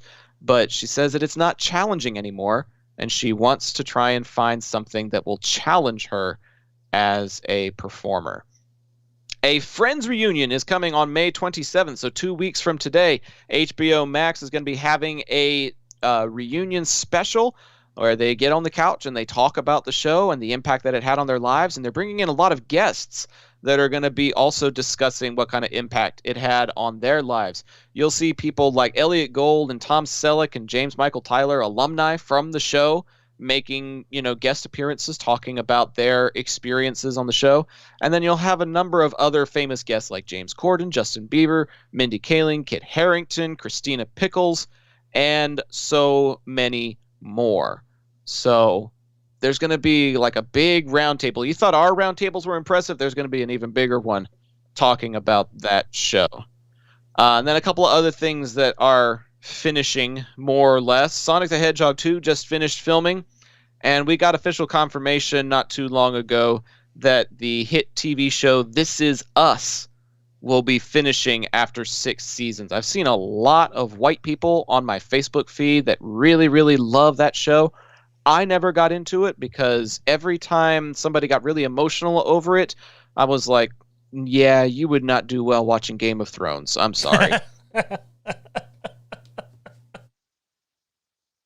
Sorry, I thought I was muted. No, it's needed because there's just a big discrepancy in the quality of programming, and it just everything that I've seen, the cutscenes, the snippets, the what have you, I don't think it even comes close. So congratulations to the show for making it 6 seasons, but I don't intend on watching any of those seasons. But that's just me. But yeah, it's officially ending after season 6. Sean, is there anything noteworthy from the Horrorscape? I know that the Saw reboot is very much in the works and is gaining a lot of traction. And then the Purge sequel, what is it called? The Forever Purge just dropped its first trailer. So that's really all I know on the horror front. Anything else that really needs to be worth mentioning before we close down? So, I mean, Spiral comes out, I guess some people are seeing it tonight. It's Thursday night. Not anybody in Canada. So, okay. Cool for them. Opening weekend already. Yeah, it's great for them. I'm jealous. I don't know if anybody in the chat knows. Is Spiral available on premium video on demand? I don't think it is, which is frustrating for a place where we can't go to a movie theater. So there's that stuff going on, obviously. We're coming. I thought the poster and the trailer for the Forever Purge looked quite good. I like them a decent little bit, but I'm sort of mixed on the series. Some of the movies have been intriguing and others have been complete flops for me. So, but it's Blumhouse, which means they spent very little money and are going to make way more than they spent, and that's their formula, and they do a good job with it. So it is what it is. And, I know there's diehards for the Purge series. It's not news. It's a rumor. So hear me out, people. Let me say this again. It's a rumor. But there's a date that has been going around certain circles that I talk in, and I've seen it online a couple of times. And that date is June the 11th. I don't know if it's the Halloween Kills poster. I don't know if it's a Halloween Kills trailer. It could be nothing. But there's too many people that know a little something that are pointing to that day and saying, pay attention to that day if you're a Halloween fan. So it could mean nothing, but considering where it's coming from, I'm going to guess we're getting something on June the 11th, which is less than a month from now. So we'll have to wait and see. Maybe it'll happen before, but if not, pay attention to that day and we'll see what happens. Less than a month away before we get some progress and get some new stuff to talk about. Not that the content that we've had has been subpar, not by any stretch of the imagination, but it's always fun when you've got some new stuff to break down and digest. So that should be fun. Well, I kept saying it's last call, send in your Q&A, and everybody's just kind of doing their own thing, which is cool. Thanks to everybody that's been in such a lively chat tonight. We appreciate you tuning in. And we're looking forward to you tuning in on next week's episode. But that's about all the time that we've got for tonight. Sean, thanks for being my producer tonight. Couldn't do it without you, bud. And everybody that's on this here, if you haven't clicked like already, do so. Hit subscribe. Hit that share button. Go find us on the socials, Facebook, Twitter, Instagram. We've got a Discord that we're looking at finding ways to incorporate into the channel. Oh, I may have given away a little too much. Oops, sorry. Be on the lookout for that, though. Maybe send us a request, and we'll see if we can find a way to add you to that. But we've also got other programming in the works. As I mentioned at the top of the show, the debut of the Intergalactic Peace Coalition is tomorrow night, right here on the program, right here on the channel, Fandom Empire. We've done this show for almost 7 years now, and we're going to be celebrating the 7th anniversary and the kickoff of our very first YouTube live episode. And so that's happening tomorrow, a Friday. Yeah, there's Friday content here on the channel that's not just for patrons. That's cool. So be on the lookout for that tomorrow, and just follow us all week to keep up with all the other stuff like the Rick and Morty fan show, the primary Fandom Empire Live. There's going to be some supernatural stuff in the works. There's some Game of Thrones stuff in the works, and there's even some pop-up related shows that are going to be showing up intermittently for patrons and non-patrons alike. So Gaming stream. There's a gaming stream now, apparently. Well, it's not a show, but what's going to happen is tomorrow, actually, I'm going to pick up a device that's going to allow us to do a show on here, myself and my buddy Reaver, who hangs out in the chat sometimes. Maybe we'll grab a couple others, and we'll do a show while playing Friday the 13th, and you guys will see us as little squares on the screen and actually see the Friday the 13th game that we're playing, and maybe you guys can dictate decisions and things that we do while playing that game and just hanging out and having fun and answering your guys' questions. And by the way, sorry, that's not Friday night, isn't tomorrow night. That will be on Friday nights when we can. Okay, so it won't be a Friday night that overlaps with IPC. No, and even if it was, we probably won't. This will be late night stuff. This will be like midnight, 1 a.m. So, because y'all got nothing better to do on a Friday night, apparently. Well, what are you allowed to do up here? Fair point. Point taken. But yeah, be sure to just keep your eyes open for all of that. There's a lot of really great stuff happening here at Fandom Empire, and there's some really cool stuff that's happening over at IPC, so go follow them at IPC Podcast on Facebook, Twitter, and Instagram.